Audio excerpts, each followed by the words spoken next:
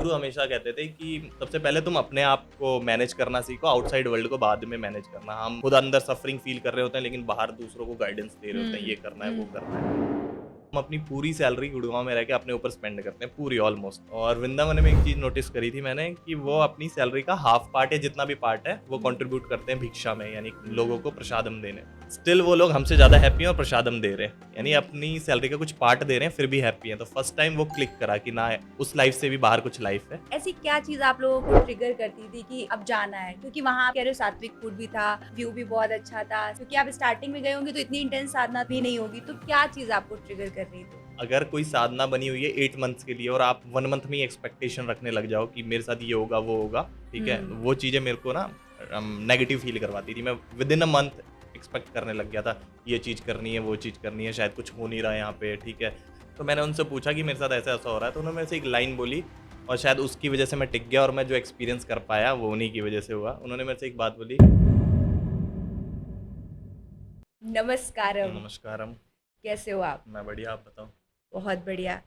Thank you for coming into this podcast and मैं बहुत excited हूँ आपकी जर्नी के बारे में बात करने के लिए और आपने कैसे अपने आप को हील किया, इस बारे में बात करने के लिए। So thank you once again. Thank you मुझे यहाँ बुलाने के लिए और मैं भी एक्साइटेड हूँ अपनी साधना पादा जर्नी शेयर करने के लिए, क्योंकि साधना पादा मेरे लिए अभी तक के जितने भी लाइफ एक्सपीरियंसेस रहे हैं उसमें सबसे बेस्ट एक्सपीरियंस रहा है कंटिन्यूस 8 मंथ्स में। तो आप कैसे ईशा की तरफ, ईशा फाउंडेशन की तरफ आपका ध्यान गया? कैसे सद्गुरु से आप मिले? थोड़ा उसके बारे में बताओ। सदगुरु की वीडियोस मैं आई थिंक ईयर 2018 से कंटिन्यूसली देखता था, बट बस वीडियोस की तरह ही देखता था। नॉर्मली कोई वीडियो आती है, हम देख लेते हैं और फिर चलो साइड हो जाओ। तो उस टाइम वीडियो के एंड में वो मेंशन करते थे कि हाँ, उनके पास एक प्रोग्राम है इनर इंजीनियरिंग। तो मुझे लगता था शायद यही प्रोग्राम है और ये मैं शायद आश्रम जाके ही करूँगा, बीच में मैं कहीं नहीं करने वाला। तो आश्रम जाने के लिए मेरे को लीव्स लेनी पड़ती है, तो मैं उतना यानी मेरे अंदर इतनी इंक्लिनेशन नहीं थी कि मेरे को अभी कर लेना है, बहुत ज़रूरी नहीं है। तो 2018 से डिले करते करते करते मैं 2023 तक आ गया। फिर उस टाइम 2023 में मैंने जॉब छोड़ दी थी ना, और जॉब छोड़ दी थी और रिसेंटली मेरे ताऊ जी की डेथ हुई थी और मेरे को नहीं लगता था क्या है लाइफ का पर्पस, ये वो बहुत सारे क्वेश्चंस आते थे, तो मैं बहुत परेशान रहता था। तो उस टाइम मैंने सोचा इन इंजीनियरिंग कर लेते हैं और उस टाइम ही मेरे को ये पता चला कि इनर इंजीनियरिंग के अलावा भी उनके पास कोर्सेज है, बहुत सारे कोर्सेज है, शून्य है, अंगमर्दना है, सूर्य क्रिया, सूर्य शक्ति, बहुत सारी चीज़ें। तो मैंने कि ये तो बेसिक कोर्स है, ये मैं ऑनलाइन भी कर सकता हूँ, आश्रम जाने की ज़रूरत नहीं है। तो मैंने उस टाइम इनर इंजीनियरिंग के लिए ऑनलाइन एनरोलमेंट करा। अ, उसके जो 6 मॉड्यूल्स हैं, उसमें 6 मॉड्यूल्स होते हैं, वीडियोज़ होती हैं, वो आपको पहले कंप्लीट करनी होती हैं, फिर लास्ट सैटरडे संडे आपका इनिशिएशन होता है शांभवी महामुद्रा में। तो मैंने उसके लिए एनरोलमेंट करवाया, वीडियोज़ कंप्लीट करी एंड शांभवी महामुद्रा में इनिशिएशन ले लिया। जिस दिन इनिशिएशन हुआ था, वो मेरे लिए वो एक्सपीरियंस बहुत बहुत ही अलग था, क्योंकि मैंने कभी अपनी बॉडी में वाइब्रेशन फ़ील नहीं करी और उस दिन अच्छा। पहली बार मैंने वाइब्रेशन फ़ील करी थी। और ये चीज़ मेरे फ्रेंड ने बता दिया था, क्योंकि उसने आश्रम जाके, आश्रम नहीं, दिल्ली में सेंटर है उनका एक, तो दिल्ली सेंटर पे जाके उसने यही इन इंजीनियरिंग करा था। तो उसने बोला था मेरे को कि कुछ फ़ील होता है जिस दिन इनिशिएशन होता है। तो मैं घर से कर रहा था, तो मेरी एक्सपेक्टेशन नहीं थी कि मुझे कुछ एग्जैक्टली वैसा फ़ील होगा, बट मेरे लिए बहुत अलग था। पहली बार मैंने यानी मेडिटेशन करते टाइम वाइब्रेशन फ़ील करी थी अपनी बॉडी में, और वो कोई नॉर्मल नहीं थी, इंटेंस वाइब्रेशन थी, थोड़ी देर के लिए होती है बट हुई थी। ये कंप्लीट करने के बाद वो आपको 40 डेज़ का मंडला देते हैं। मंडला मीन्स आप अगर 40 डेज़ कंटिन्यूसली कोई भी चीज़ 2 दिन करोगे तो आप इस्टेब्लिश कर लोगे और करेक्शन भी धीरे-धीरे हो जाते हैं। उसके बाद मैं और मेरा फ्रेंड नॉर्मली इसके बारे में बात करते थे, डेली हम इसी के बारे में बात करते थे कि तूने साधना करी नहीं, नहीं करी। तो कुछ दिनों के बाद ना, सबके अंदर होता है कुछ मैं एक्स्ट्रा करूँ, कुछ एक्स्ट्रा करूँ। अब इन हुँ। इंजीनियरिंग कर लिया, कुछ एक्स्ट्रा करूँ। तो हम हमारा किसी से कांटेक्ट नहीं था आश्रम में, तो हम यूट्यूब पे वीडियोस देखते थे जिन्होंने इन इंजीनियरिंग करा हुआ है। किसी ने सजेस्ट करा कि आप सूर्य क्रिया करो, उसके बाद आपका इन इंजीनियरिंग और भी इफेक्टिव होगा, यानी आपकी शांभवी महामुद्रा और भी इफेक्टिव होगी। तो उस टाइम हमें पता चला कि जयपुर में वो सूर्य क्रिया कंडक्ट कर रहे हैं 4 डेज़ का। तो अच्छा। मैंने और मेरे फ्रेंड ने एनरोलमेंट करा और हम दोनों वहाँ पे गए, और तब जाके मैंने पहली बार यानी सूर्य क्रिया करा, और सूर्य क्रिया के बाद मेरी शांभवी और भी इंटेंस हो गई थी।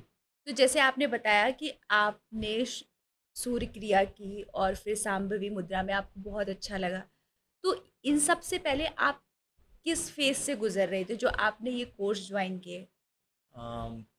पहले मैंने कोई भी कोर्स ज्वाइन नहीं करा था, ये दोनों प्रोग्राम्स है और ऐसे ही एक और प्रोग्राम होता है साधना पादा। तो फर्स्ट ऑफ ऑल सबसे पहले जो मैंने करा था, मैंने आपको पहले ही बताया, इन इंजीनियरिंग करी थी शांभवी महामुद्रा में इनिशिएशन।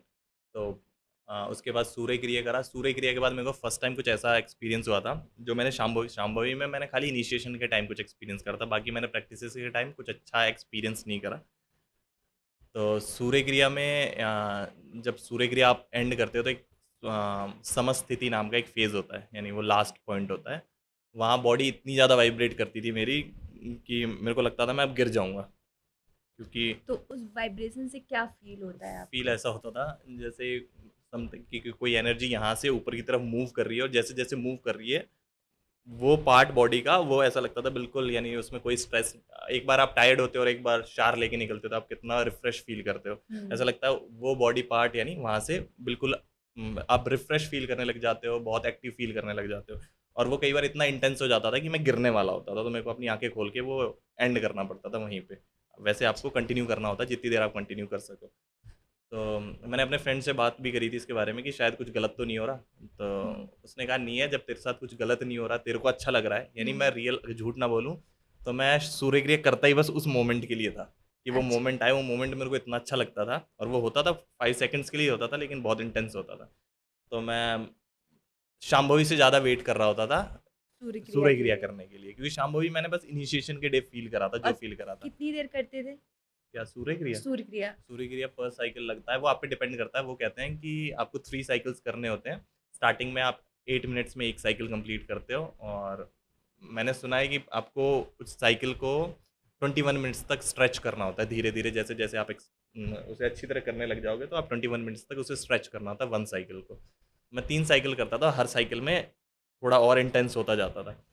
तो मैंने उसके बारे में किसी से बात नहीं करी थी कि हाँ, कि ये मेरे साथ ऐसा होता है, क्योंकि मेरे लिए अच्छा एक्सपीरियंस था, तो मैं किसी से शेयर करने नहीं चाहता था अपने फ्रेंड के अलावा।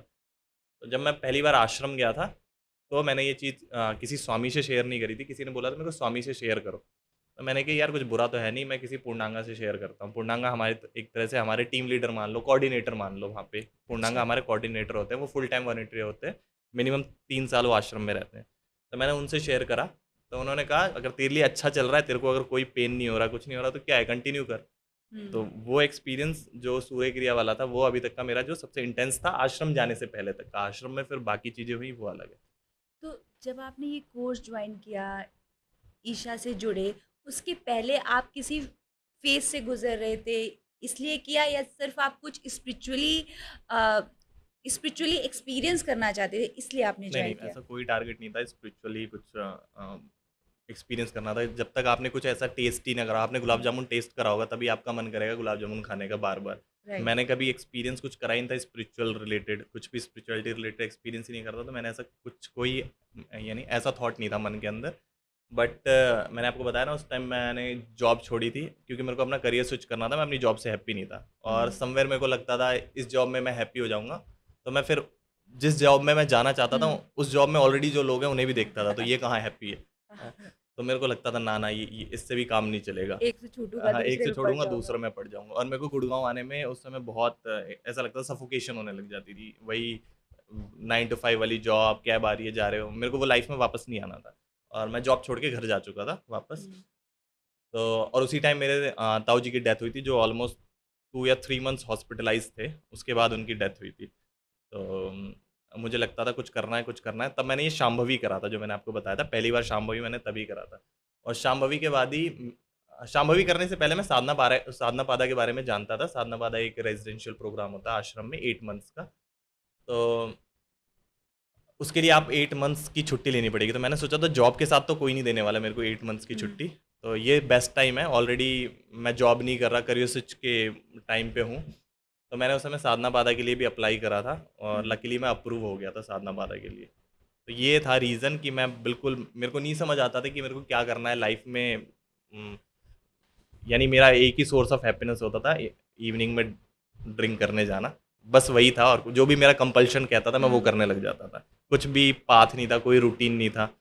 तब मैंने ये साधना पादा, मेरे हिसाब से वो परफेक्ट टाइम था, क्योंकि मैं जॉब नहीं कर रहा था और 8 मंथ्स में कंटिन्यू कर सकता था वहाँ जाके। और वो रीज़न था मैंने, और रीज़न एक और था कि उसी टाइम सदगुरु की यानी साधना पादा से रिलेटेड एक यूट्यूब पे वीडियो आई थी। उस यूट्यूब का टाइटल ये था कि capable competent but lost. Wow.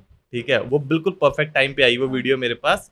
Apply for Sadhana पादा, उसमें ही लिखा होता है if you are capable competent but lost apply for Sadhana Pada. तो मैंने इंस्टेंटली साधना पादा के लिए अप्लाई कर दिया था, और लकीली मेरे को याद है मेरा मंडला भी पूरा नहीं हुआ था। शाम्भवी का मंडला होता 40 डेज, मेरा मंडला भी पूरा नहीं हुआ था, और मेरे को इंटरव्यू की कॉल आई थी जब साधना पादा की। तो जो अक्का थी जो इंटरव्यू ले रही थी, उन्होंने पूछा अन्ना आपने अभी तो मंडला भी पूरा नहीं करा, पहले आप मंडला तो पूरा करो, उसके बाद हम आपको साधना पादा के बारे में देखेंगे। ये अक्का दी कौन है?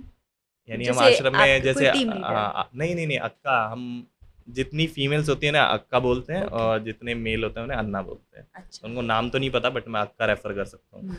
तो उन्होंने मुझसे कहा कि मंडला पूरा करो फिर हम आगे देखते हैं। शायद मैंने दिसंबर एंड में अप्लाई करा था, और 17 जिस दिन अप्रूव हुआ था वो डेट मेरे को आज तक याद है। 17 Jan 2024 को मेरा अप्रूव हो गया था, मैं उस दिन बहुत हैप्पी था। तो इस तरह मैं साधना पादा में गया था, ये है किस तरह मैं इन चीज़ों में आया।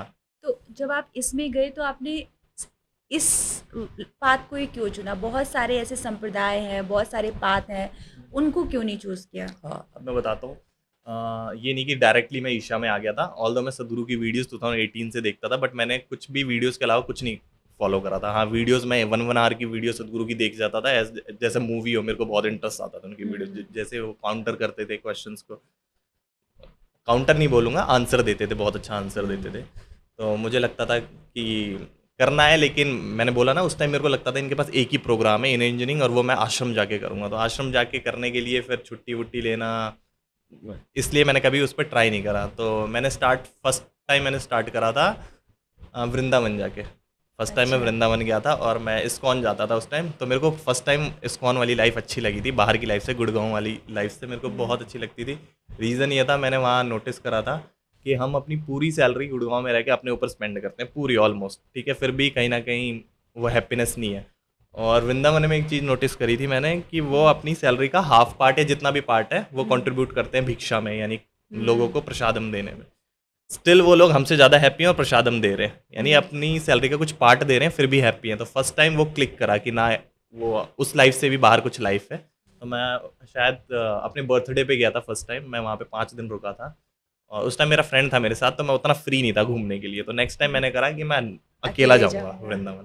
तो जन्माष्टमी के टाइम में वृंदावन गया था, और उस टाइम मैंने पहली बार रियलाइज़ करा कि मैं अकेला भी बहुत हैप्पी हो सकता हूँ, बहुत हैप्पी। यानी मेरा मन कर रहा है तो मैं यहाँ चला गया, मेरा मन कर रहा है वहाँ चला गया, मेरा मन कर रहा है तो मैं यमुना के किनारे बैठा हुआ हूँ 3-3 घंटे। तो फर्स्ट टाइम एक्सपीरियंस था। फिर मेरे क्वेश्चंस, फिर भी मेरे को आंसर नहीं मिलते थे। कुछ क्वेश्चंस आते ना, आप कुछ भी चीज़ करते हो तो आपका मन करता है कुछ एक्स्ट्रा करूँ, तो मेरे कुछ क्वेश्चंस के आंसर नहीं मिलते थे मेरे को। और मैंने गीता पढ़ी थी, गीता से मिलने थे जितने मिल गए, लेकिन मेरे को प्रॉपर नहीं मिले कुछ भी। तो शायद मैंने ज़्यादा नहीं पढ़ा होगा या कुछ भी रीज़न हो। तो उस टाइम मैंने ये नॉन डुअलिटी की जो बुक्स होती हैं, लाइक आर के मिशन रिलेटेड बुक्स, ये सब पढ़ना चालू करा। आर के मिशन के स्वामी सर्वप्रियानंदा है, उनकी वीडियोस मेरे को बहुत अच्छी लगती थी, बहुत ज़्यादा। मैं उनकी वीडियोस बहुत ज़्यादा देखता था। तो उनके ही थ्रू मैंने मांडुक्य उपनिषद, उनकी एक सीरीज़ है यूट्यूब पे मांडुक्य उपनिषद की, वो देखी। तो वो चीज़ें मेरे को क्लिक करने लग गई। हाँ, ये आंसर मेरे को ना कहीं सेटिस्फाई कर रहा है, ये वाला आंसर सेटिस्फाई कर रहा है।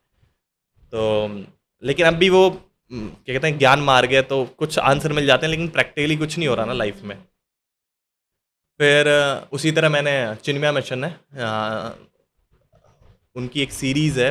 मैं आज के टाइम भी कहूँगा, अगर ज्ञान मार्ग में इतना मैं ईशा में जा चुका हूँ, हर जगह जा चुका हूँ। उपनिषद गंगा। उपनिषद गंगा सीरीज़, हाँ। उससे बेटर सीरीज़ किसी, अगर आपको स्पिरिचुअलिटी में घुसना है, सबसे बेस्ट सीरीज़ है। और ये नहीं कि वो स्टार्टिंग के लिए, आप लाइफ टाइम कंटिन्यू कर सकते हो। 52 वीडियोज़ हैं, आप रोज़ एक वीडियो देखो, 21 मिनट्स की एक वीडियो होती है, आप उसे कंटिन्यू करो।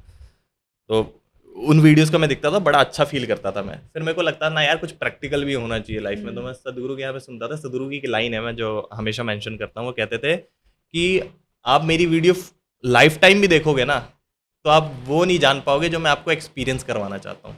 वीडियोस तो बस टिकलिंग्स है, ठीक है। जो रियल में आपको एक्सपीरियंस करवाना चाहता हूँ वो साधना के थ्रू ही आएगा, ठीक है। तो मेरे को ना बहुत वो चीज़ क्लिक कर गई कि हाँ, अब करना है साधना पादा। तो मैं पहले सोचता था, लेकिन वो मोमेंट जब मैंने बोला कि मैंने जॉब स्विच करनी थी, करियर स्विच करना था, वो परफेक्ट टाइम था मेरे पास साधना पाठा करने के लिए। तब मैंने साधना पाठा के लिए एनरोल करा। जैसे आपने एक बात कही कि जब मैं वृंदावन में था तो मैं बहुत अकेला बहुत खुश था और मुझे लग रहा था मुझे कोई नहीं चाहिए, मैं अकेले बहुत खुश हूँ। तो ऐसा मेरे साथ भी हुआ है और मैंने कई लोगों के एक्सपीरियंस सुने हैं। तो मुझे लगता है कि जो आज का यूथ है वो अकेले भी खुश रह सकता है बट उसको सही डायरेक्शन नहीं मिलता। अब जब कोई गुड़गांव या मेट्रो सिटीज़ में रहते हैं तो उनको ये लगता है कि अच्छा ये मेरा दोस्त क्या कर रहा है वही मुझे कर रहा है, क्योंकि उनका एसोसिएशन अच्छा नहीं है। बट जैसे हम किसी स्पिरिचुअल जगह पे जाते हैं तो वहाँ देखते हैं सब अपने अपने में खुश है, सब भगवान का नाम ले रहे हैं, सब खुश है। तो हम खुश रह सकते हैं और हम चाहते भी हैं बट हमें सही एसोसिएशन नहीं मिलता है। तो एसोसिएशन की बात है तो आज वहाँ जाने के बाद एसोसिएशन ये नहीं है कि किसी बंदे का होगा तभी होगा। एसोसिएशन का मतलब है जैसे उसमें एक बोलते हैं वाइब ना, आना। हाँ वाइब, वो आपको सपोर्ट कर सकते हाँ। हैं। इवेंचुअली आपको सारा गेम आपका ही है। आप किसी स्पिरिचुअल बंदे के साथ भी रह के अंदर सफरिंग फील कर सकते हो। राइट। ठीक है। तो सदगुरु हमेशा कहते थे कि सबसे पहले तुम अपने आप को मैनेज करना सीखो, आउटसाइड वर्ल्ड को बाद में मैनेज करना। हम खुद अंदर सफरिंग फील कर रहे होते हैं लेकिन बाहर दूसरों को गाइडेंस दे रहे होते हैं, ये करना है वो करना है। ठीक है। तो ये चीज़ें मेरे को बहुत आगे क्लिक करती थी कि यार मैं खुद तो सफरिंग फील कर रहा हूँ, दूसरों को गाइडेंस देने की कभी कभार कोशिश करते हैं हम। ठीक है। तब जाके मैंने ये, जब मैंने आपको बोला कि मैं फर्स्ट टाइम वृंदावन गया था, वृंदावन जाके मेरे को लगा कि ना यार यहाँ तो कुछ तो है जो मैंने कभी एक्सपीरियंस नहीं करा, चाहे वो सराउंडिंग हो चाहे कुछ भी हो, क्योंकि मैं किसी पर्टिकुलर बंदे के साथ नहीं रहता था वहाँ पे। जिस हॉस्टल में रहता था मैं, उसमें कोई आया तो मिल लिया, वरना मैं निकलता अकेला ही था जहाँ पे भी। तो बट वो कंटिन्यू नहीं कर पाया मैं उस हैप्पीनेस को। ठीक है। कुछ दिनों बाद मैं लगने लगा कि अब मेरे को यही लाइफ चाहिए, वृंदावन में कैसे रहूँ मैं। ठीक है। या ऐसी जगह पे कैसे बहुत जाऊँ। लोगों को ऐसा ठीक ही है। लगता है वृंदावन में कैसे रहूँ, एक जॉब बार। छोड़ देते हैं, क्या करें या हाँ। कुछ। तो उस टाइम मैं मायापुर भी जाना चाहता था क्योंकि मेरे को ना ग्रीनरी ज़्यादा अच्छी लगती है। तो मैंने देखा कि मायापुर है, वहाँ पे ग्रीनरी ज़्यादा है कंपैरिजन टू वृंदावन। ठीक है। और वो भी हेडक्वार्टर है इस्कॉन का। आप यकीन नहीं करोगे, ऑलमोस्ट 1 ईयर तक, 1 ईयर तक मैं इस्कॉन से ही, मैं ऑफिशियली उनसे कनेक्टेड नहीं था। वो मेरे को माला जाप करने के लिए कहते थे, मैं करता नहीं था कभी भी। लेकिन मेरे को उनकी लाइफ बड़ी अच्छी लगती थी और मेरे को लगता था कि हाँ इवेंचुअली मेरे को मायापुर में जाके सेटल होना है। ये मेरा उस टाइम का थॉट था। लेकिन वो पता नहीं कब गायब हुआ वो थॉट, सारी चीज़ें गई और मैं एक ईशा में आ गया। और ईशा में आने के बाद वो हो गया कि हाँ बस अब खत्म, सब खत्म हो गया। अब जो सीखना था मैंने ईशा में सीख लिया। अब एक ही टारगेट है मेरे पास, मेरे को अपनी साधना कैसे कंटिन्यू करनी है और कुछ भी नहीं है। ये नहीं यहाँ नहीं कूदना, यहाँ नहीं कूदना, कहीं नहीं कूदना, खत्म हो गया। क्योंकि इससे पहले मैंने आपको बताया ना, मैं इस्कॉन में गया, फिर मैंने ये नॉन डुअलिटी की बुक्स पढ़ी, लाइक चिन्मयानंद की बुक्स पढ़ी मैंने, स्वामी चिन्मयानंद की स्टोरी पढ़ी पूरी। ठीक है। तो मेरे को लगता था हाँ कुछ है तो, लेकिन मेरे लिए शायद क्रिया मार्ग काम कर गया। तो जब मैं आश्रम गया, तब आश्रम जाने से पहले ही हमें जब मेल आती है, जब हम साधना पाठा के लिए अप्रूव होते हैं, उस मेल में कहीं लिखा होता है कि हम तीनों पाथ्स फॉलो करते हैं। ठीक है। भक्ति मार्ग, क्रिया मार्ग, कर्म मार्ग और क्या कहते हैं एक मार्ग और के मैं भूल गया, दोबारा करूँ। हाँ, ज्ञान मार्ग। ठीक है। तो ये चारों पाथ फॉलो करते हैं हम आश्रम में। और आपके लिए जो काम करे, ये नहीं है कि किसी के लिए यही काम करेगा तो आप यही, मेरे लिए काम करो तो आपके लिए भी यही करेगा, नहीं, आपके लिए जो काम करे आप उसके साथ कंटिन्यू करो।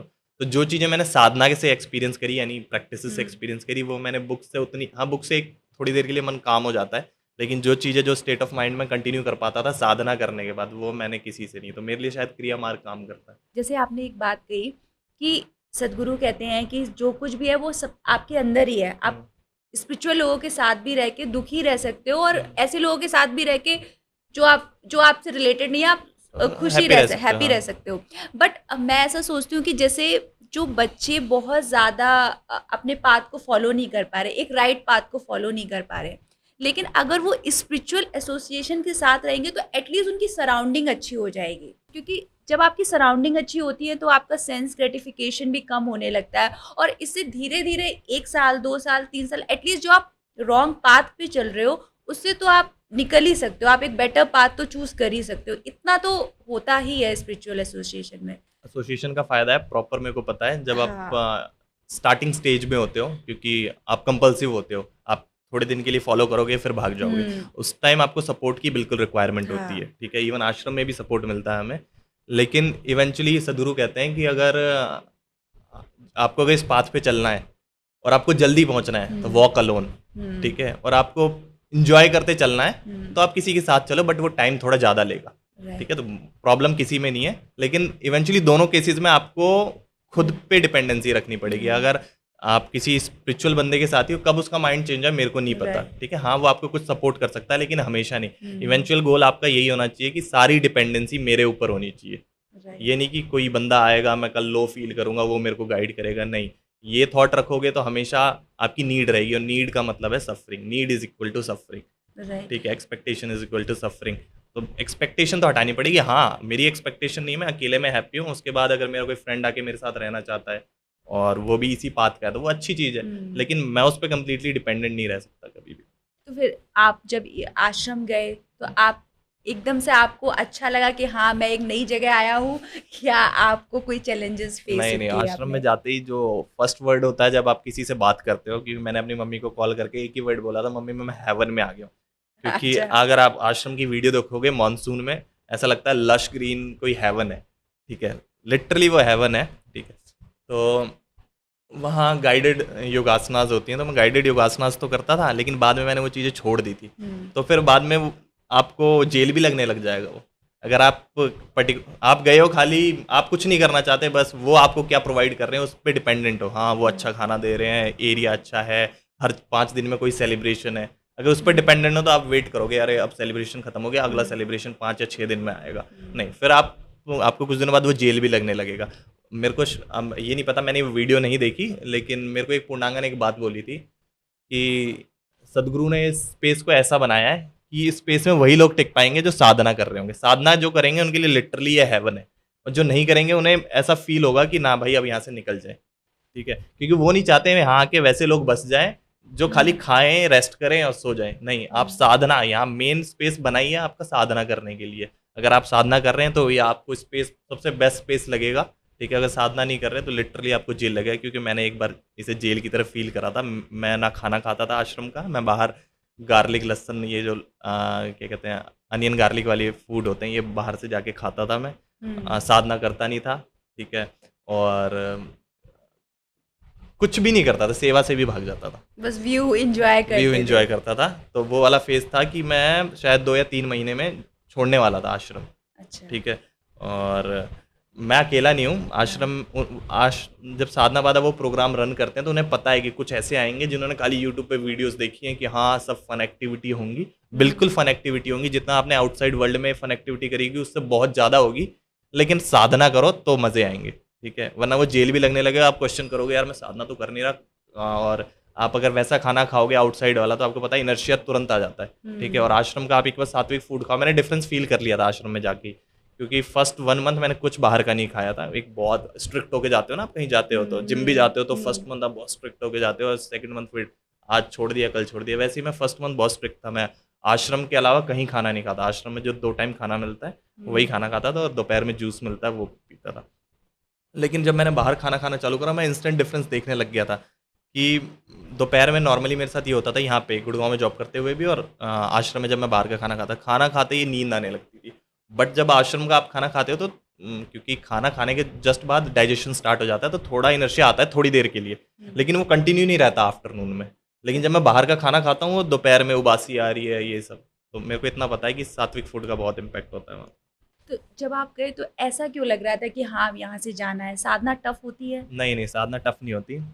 मैं बिल्कुल एग्ज़ैक्ट बताऊँगा क्या हुआ था, क्योंकि मैं पहली बार ही गया था आश्रम में। साधना बाधा से पहले मैं कभी आश्रम में गया भी नहीं था। हुँ, तो ये वाला क्वेश्चन बहुतों के मन में आता है, मेरे भी आया था कि यार ये तो साधना करवा रहे हैं मॉर्निंग में गाइडेड, उसके हुँ, अला फिर बाद में सेवा के लिए भेज देते हैं, है ही क्या कुछ करने के लिए? हुँ, तो ये मेरा उस टाइम का थॉट था जब मैं नया-नया आश्रम में गया था। क्योंकि आपने बेसिक साधना सीखी होती है, और आपके थॉट्स आते हैं कि पूरे दिन साधना कर रहे हैं, यानी सॉरी मॉर्निंग में साधना कर रहे हैं, फिर आफ्टरनून में करनी है, और सेवा हुँ, में टाइम निकालना है, कुछ है ही नहीं कुछ करने को। हुँ, तो वो भी छोड़ देता हूँ मैं। जो कर रहा था वो भी छोड़ दिया मैंने, और जब ये छोड़ दिया तो और हुँ, भी नेगेटिविटी आने लग गई कि शायद मैं अपना करियर तो खराब नहीं कर रहा, यहाँ हुँ, आके 8 मंथ्स, हाँ, एटलीस्ट वहाँ जाके कुछ प्रिपरेशन तो कर रहा होता किसी चीज़ हाँ, की। ये क्वेश्चन आने लगे मेरे अंदर। मेरे एक फ्रेंड थे, फ्रेंड नहीं बोलूँगा, फ्रेंड तो बोलते नहीं है, क्योंकि वो हुँ, मेरे कोऑर्डिनेटर थे कुछ दिन के लिए। वो राजस्थान से थे, मैं उनसे ज़्यादा कनेक्ट करता था। पूर्णांगा थे वो। तो मैंने एक बार, पहले तो मैं और मेरा फ्रेंड ट्राई कर रहे थे कि भाई अब जल्दी से टिकट्स मिले, हम यहाँ से चलें।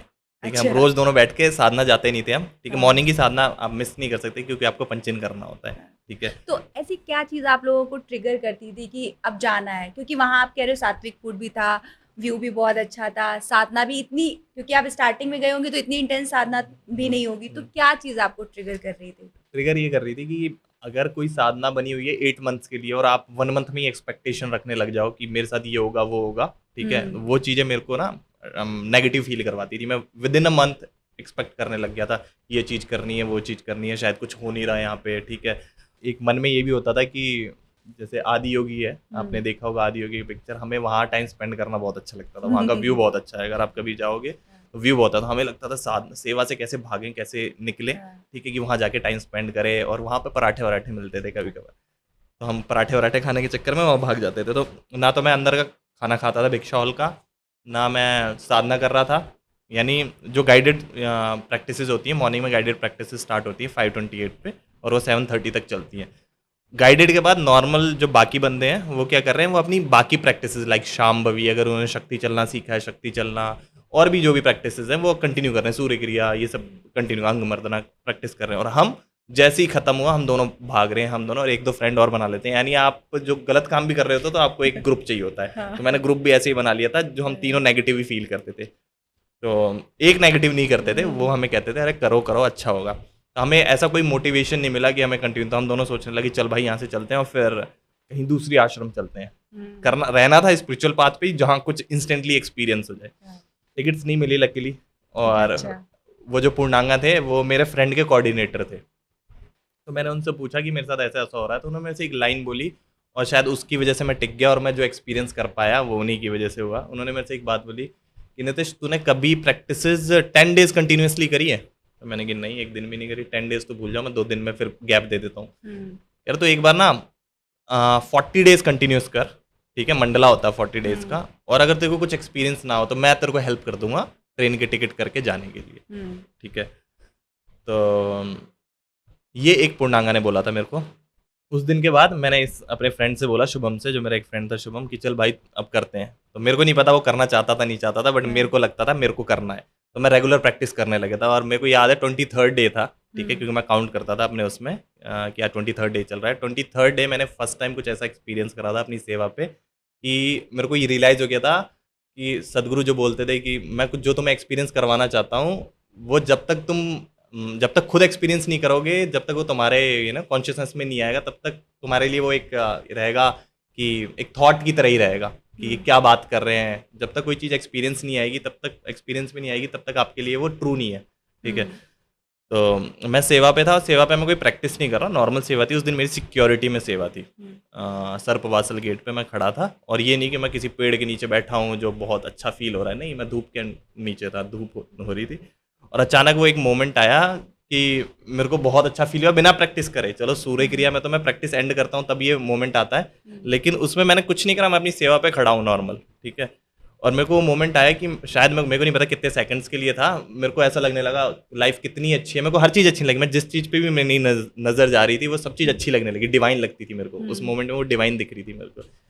तो जब आप कुछ ऐसा एक्सपीरियंस करते हो ना डीप, तो आपको मन करता है किसी से शेयर करूं। तो उस दिन मैंने कम से कम 3 या 4 बंदों से शेयर करा था, इंस्टेंटली कॉल करके, यार मैंने ऐसा ऐसा फील करा। तो शायद उन्हें लगा होगा कि कुछ मन का खेल हुआ होगा उसके साथ, और मेरे को भी लगा फर्स्ट टाइम हुआ था ना, शायद मेरे मन का खेल हो, तो मैंने उससे ज़्यादा फोकस नहीं करा, कंटिन्यू करा।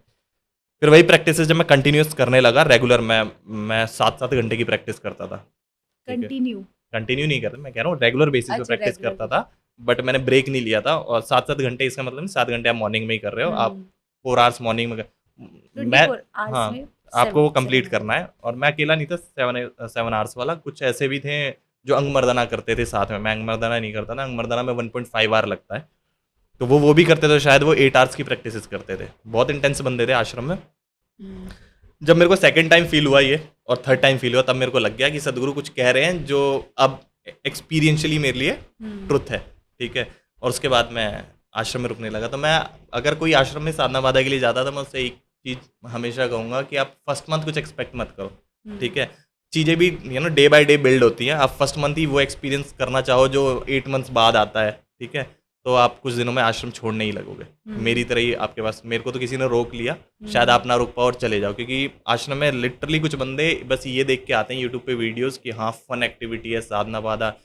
Almost because this year 54 countries के लोग आए थे, तो फ्रेंड्स होते हैं, आप एक्टिविटी करते हो उनके साथ, गेम्स खेलते हो, फेस्टिवल सारे मनाते हैं हम। ऐसा नहीं है कि हाँ इस रिलीजन से रिलेटेड फेस्टिवल ही मनाएंगे, जो फेस्टिवल है सारे मनाते हैं। अगर आपका यही गोल है कि हाँ बस मेरे को फेस्टिवल मनाना है, एंजॉय करना है, बिल्कुल करो, लेकिन साथ में साधना जरूर करो, वरना आपका मन करेगा छोड़ने का और आप छोड़ के चले जाओगे। इन साधना में जो आपने साधना करी है उसमें आपने क्या क्या साधना करी है? हाँ मैं बताता हूँ। आश्रम जाने से पहले मैंने इन इंजीनियरिंग करा था, वो बेसिक है, उसके बिना आप अप्लाई नहीं कर सकते साधना पादा। और बहुत सारे प्रोग्राम वॉलंटियरिंग भी या ऑलमोस्ट सारे ही प्रोग्राम वॉलंटियरिंग से आप अप्लाई नहीं कर सकते, आपको साधना पादा सॉरी शांभवी महामुद्रा इन इंजीनियरिंग करनी पड़ेगी। तो इसका कोई सर्टिफिकेशन मिलता है? फिर सर्टिफिकेट कैसे नहीं है, ये पास? इनिशिएशन है, यानी आपको मतलब क्रिया सिखाई जाती है। अच्छा। क्रिया का मतलब उसमें, क्योंकि मैं वो मेंशन नहीं कर सकता, अलाउड नहीं होती, उसमें आपको प्राणायाम भी होता है, उसमें मेडिटेशन भी होता है और चांटिंग भी होती है, कंबाइन करके वो बनता है। तो ठीक जैसे है, अगर आपने वो कोर्स किया है देन आप अपने दूसरे लेवल पे जा सकते हो। हाँ आप वो करोगे तभी आप फर्दर जो एडवांस कोर्सेज हैं लाइक शून्य इंटेंसिव, बीएसपी, योगासना, योगासना शायद आप उसके बिना कर सकते हो, योगासना कर सकते हो और सूर्य क्रिया उसके बिना कर सकते हो। बट जो सबसे ये कहते हैं ना पीएचडी ऑफ आश्रम, ये मैं वर्ड यूज़ कर रहा हूँ, आश्रम में यूज़ नहीं करते, पीएचडी ऑफ आश्रम इज समयमा। ठीक है, वो फाइनल है, ये आप 5 प्रैक्टिसेस करोगे तो समयमा करोगे। मैं एक बार स्टेप वाइज बता देता हूँ। फर्स्ट है शांभवी, वो मैंडेटरी है, उसके बाद आप बाकी प्रैक्टिस करो। शांभवी के बाद आता है योगासना, सूर्य क्रिया, देन बीएसपी। बीएसपी कोई प्रैक्टिस नहीं करनी होती, वो एक वन टाइम एक्सपीरियंस वाला प्रोग्राम है, एक्सपीरियंशियल प्रोग्राम है। आपको ये नहीं है कि उससे बाहर आने के बाद कुछ प्रैक्टिस करनी होती है, नहीं, आपको एक्सपीरियंस करना होता है। और फिफ्थ है शून्य इंटेंसिव। शून्य इंटेंसिव ऐसा है जो सबसे मेरे हिसाब से शांभवी से भी एडवांस, यानी वही एडवांस है, उसे एडवांस प्रोग्राम बोलते हैं। उसमें आप शक्ति चलना, सूर्य शक्ति एंड देन शून्य करते हो, 3 चीज़ें करते हो, उसे इंटेंसिव बोलते हैं। 3 चीज़ें सिखाई जाती हैं एंड देन आप एलिजिबल होते हो समयमा के लिए। ठीक है, तब आप समयमा के लिए अप्लाई करोगे, फिर आपका एक समयमा मीट होगा, देन वो चेक करेंगे कि हाँ आप एलिजिबल हो या नहीं, रियल में एलिजिबल हो या नहीं समयमा में जाने के लिए। समयमा 8 डेज साइलेंस प्रोग्राम होता है। अगर आप कंप्लीटली आपने सारी प्रैक्टिसेस सही नहीं करी तो आपके लिए वो पेनफुल होगा, क्योंकि आपको 8 डेज बैठना है। ठीक है, वो भी साइलेंस में, आप किसी से बात नहीं कर सकते। ठीक है, तो अगर आप एक पर्टिकुलर साधना से गो थ्रू करते हो तभी आप उसके लिए एलिजिबल हो, वो डिसाइड करते हैं। अगर आप अप्रूव होते हो तो आप समयमा में जाते हो। जब कोई एक कोर्स को ज्वाइन करता है तो वो कैसे डिसाइड करता है? जैसे इनर इंजीनियरिंग तो इनिशियल कोर्स हो गया, हाँ जी। लेकिन जब उसके बाद आप आश्रम गए तो आश्रम के लिए आपने कैसे चूज़ किया कि ये वाला कोर्स मुझे चूज़ करना है? पूर्णांगा बताते हैं या आपने देखा और आपने खुद से चूज़ किया? नहीं, जब मैंने शांभवी करी थी यहीं राजस्थान में रह के, तभी एक होता है ना कि मेरे को जानूँ आश्रम में और कौन कौन से प्रोग्राम्स होते हैं। तो मैं और मेरा फ्रेंड बैठ के बस इस चीज़ के बारे में बात करते हैं कि ओ भाई समयमा इनका फाइनल कोर्स है और उससे समयमा में अपीयर होने के लिए ये 5 चीज़ें करनी पड़ेंगी, लाइक शांभवी, सूर्य क्रिया, योगासना, बीएसपी और शून्य इंटेंसिव। ये 5 करोगे तब आप एलिजिबल होगे समयमा के लिए। तो हमारे अंदर ये हमेशा था। इसके अलावा भी प्रोग्राम्स है, भूत शुद्धि है, अंग मर्दना है, भस्त्रिका है, ये बट मैंडेटरी नहीं है समयमा के लिए, लेकिन ये 5 मैंडेटरी है समयमा में जाने के लिए, 8 डेज साइलेंस के लिए। तो ये चीज़ें मेरे पास पहले से थी और मेरे हिसाब से साधना बाधा प्रोग्राम ही ऐसा बना हुआ है कि आप ये सारी चीज़ें वहाँ सीख के और प्रैक्टिस करके समयमा में जा सकते हो।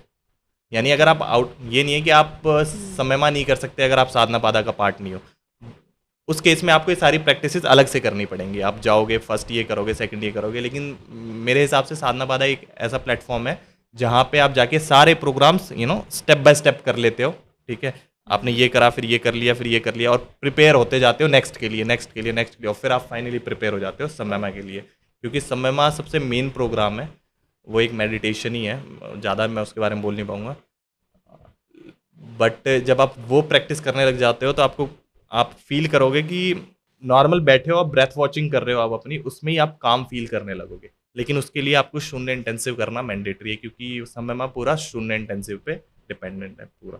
तो फिर जब आप वहाँ पे टिक गए, आपको अच्छा लगने लगा और रियलाइजेशन हुआ, उसके बाद 9 मंथ तक फिर कभी ऐसा और रियलाइजेशन हुए आपको? हाँ, बीएसपी एक प्रोग्राम है, बीएसपी प्रोग्राम इसलिए बनाया, उसे भाव स्पंदना प्रोग्राम बोलते हैं। हम्म, वो प्रोग्राम ही इसलिए बनाया कि अगर मैं आपसे कहूँ कि आप 8 आवर्स की प्रैक्टिस करो, हम्म, 3 दिन बंदे एक दिन जिम में 1 घंटे या 2 घंटे जाना होता है तो 1 महीने बाद छोड़ देते हैं। हम्म, मैं आपसे कहूँ 7 आवर्स की प्रैक्टिस करनी है आपको, हम्म, ठीक है, 7 या 6 आवर्स की हो। 7 आवर्स में इसलिए बोल रहा हूँ क्योंकि उसमें टेम्पल टाइम भी होता था। टेम्पल टेम्पल में हमें टाइम स्पेंड करना होता है डेली बेसिस पे, 30-30 मिनट्स। वो मिला के प्रदक्षिणा होती थी, ये सब मिला के 7 आवर्स जाते हैं। ये नहीं कि आपकी प्रैक्टिस ही इतनी होंगी, ठीक है। अगर आपको 5 आवर्स ही प्रैक्टिस करनी है अगर घर पे आके, और आपको ये नहीं पता क्या आउटकम आने वाला है, तो आप क्या हम्म, करोगे? कुछ दिनों में छोड़ दोगे। तो भाव राइट, स्पंदना प्रोग्राम ये है, सदगुरु के वर्ड्स में या मैंने कहीं यूट्यूब पे वीडियो सुना था, उसमें बोलते हैं कि जो आपको फाइनली एक्सपीरियंस करना है, हम्म, ठीक है, उसके और आपके बीच में एक वॉल है। तो भाव स्पंदना प्रोग्राम क्या करता है, आपको उस वॉल पे एक बार खड़ा करके दिखा देता है कि पीछे है क्या, ठीक है, यानी उसका एक टेस्ट दे देता है आपको। और मेरे लिए वो टेस्ट बहुत इम्पैक्टफुल था, बहुत इम्पैक्टफुल था। वो मैंने दिसंबर में करा था Bhava Spandana program, 4 days residential program होता है वो भी। और वो जो एक्सपीरियंस था वो बहुत ज़्यादा देर के लिए गया था, क्योंकि जब मैंने पहले के 3 एक्सपीरियंस बताए वो कुछ देर के लिए हुए थे, लेकिन जो वो एक्सपीरियंस था बहुत हम्म, देर के लिए गया था, क्योंकि आप साइलेंस में बैठे होते हो उस टाइम। आप किसी से जाके बात भी नहीं कर सकते, ये नहीं कि कॉल करके किसी को बोल दूँ, फ़ोन डिपॉजिट होता है आपका 4 डेज़ के लिए। हम्म, तो वो बहुत देर कंटिन्यू करके गया था मेरे लिए। और फिर मेरे को लग गया था कि ना, जो ये हमेशा कहते थे सदगुरु वीडियोज़ में हम्म, कि मैं जो तुम्हें एक्सपीरियंस करवाना चाहता हूँ, जो मैं चाहता हूँ कि तुम जानो, वो मेरी वीडियोज़ से नहीं आएगा। वीडियोज़ तो बस टिकलिंग्स है, जो जब तुम साधना करोगे तभी उसे एक्सपीरियंस कर पाओगे। आई नो जो आपने बोला कि मुझे ये रियलाइजेशन हुआ, उसको वर्ड्स में बताना बहुत टफ है, लेकिन अगर आप उसको कुछ इंसाइट दे पाओ कि कैसा फील होता है जब वो रियलाइजेशन होता है। क्योंकि मैंने आपको जो फर्स्ट वाला एक्सपीरियंस बताया था, मैंने आपको बताया था कि हर चीज़, इवन जो पेड़ के पत्ते भी होते हम्म, हैं वो आपको डिवाइन दिख रहे होते हैं। जो भी हम्म, होता है यानी मेरे को ये नहीं होता इस बंदे से मेरे को कोई एक्सपेक्टेशन है। सब चीज़ अच्छा लग रहा होता है मेरे को, जो हम्म, सामने खड़ा है वो भी अच्छा लग रहा होता हम्म, है। शायद अगर मेरा कोई एनिमी भी खड़ा होता ना उस टाइम, ठीक है, हम्म, जिससे मैंने कभी, वो भी मेरे को अच्छा लग रहा होता, ठीक है। हम्म, और जो बीएसपी में हुआ था, वो कैसे बताऊँ मैं, बट शायद मेरे को हर हम्म, चीज़ इक्वल लगती थी, जो मैंने हमेशा सुना था ना कि हम्म, सब चीज़ सेम है, ठीक है। हम्म, मेरे को हर चीज़ सेम लग रही, मेरे को मूवी लग रही थी, एग्जैक्ट वर्ड है, मेरे को हर चीज़ मूवी की तरह दिख रही थी, सब अपना पार्ट प्ले कर रहे हैं, ठीक है। हम्म, और सदगुरु हमेशा बोलते हैं, या शायद स्पिरिचुअलिटी में, नॉन डुअलिटी में ये वर्ड बोला जाता है कि स्क्रीन पे मूवी प्ले हो रही है, ठीक है, हम्म, स्क्रीन पे मूवी प्ले हो रही है। हम्म, आप वो स्क्रीन हो, आप कांस्टेंट हो। हम्म, अगर आप वो जो मूवी प्ले हो रही है उसे अपना मान जाओगे, फिर आप ट्रबल ही, यानी आप ट्रबल अपनी लाइफ में लेके आओगे। आप वो कांस्टेंट हो, जो क्या कहते हैं, स्क्रीन है, वो लाइक आप लाइक आप दृष्टा के भाव से देख रहे हो सबको और सब चल रहा है एंड सब। यू आर हाँ, हाँ, बिल्कुल ये वाला वर्ड जस्ट सही है। Sitting somewhere. हाँ, तो आप जो दिख रहा है वो नहीं हो, ठीक है, सब अपना पार्ट प्ले कर रहे हैं। सेम एनर्जी हो, चाहे सेम कॉन्शियसनेस हो, या जो आत्मा बोलते हैं, चाहे जो भी हो, मेरे को नहीं पता क्या वर्ड यूज़ हम्म, करते हैं, ठीक है। बट मेरे को उस दिन फर्स्ट टाइम हर चीज़ एक जैसी लग रही थी, और मेरे को लग रहा था कोई मूवी चल रही है, बस मैं अपना पार्ट प्ले कर रहा हूँ। मेरे को जब तक मन करे अपना पार्ट प्ले करो, और जब मन हम्म। करे पार्ट से हट जाओ अपने। तो जब वो आपका रियलाइजेशन जाता है एंड अब आपके अंदर वो मेमोरी भी है कि हाँ मैंने सबको एक इक्वल भाव से देखा है, तो उसके बाद फिर आपके अंदर हेट जेलसी इन सब से देखते हो सामने वालों को या इक्वालिटी से देखते हो?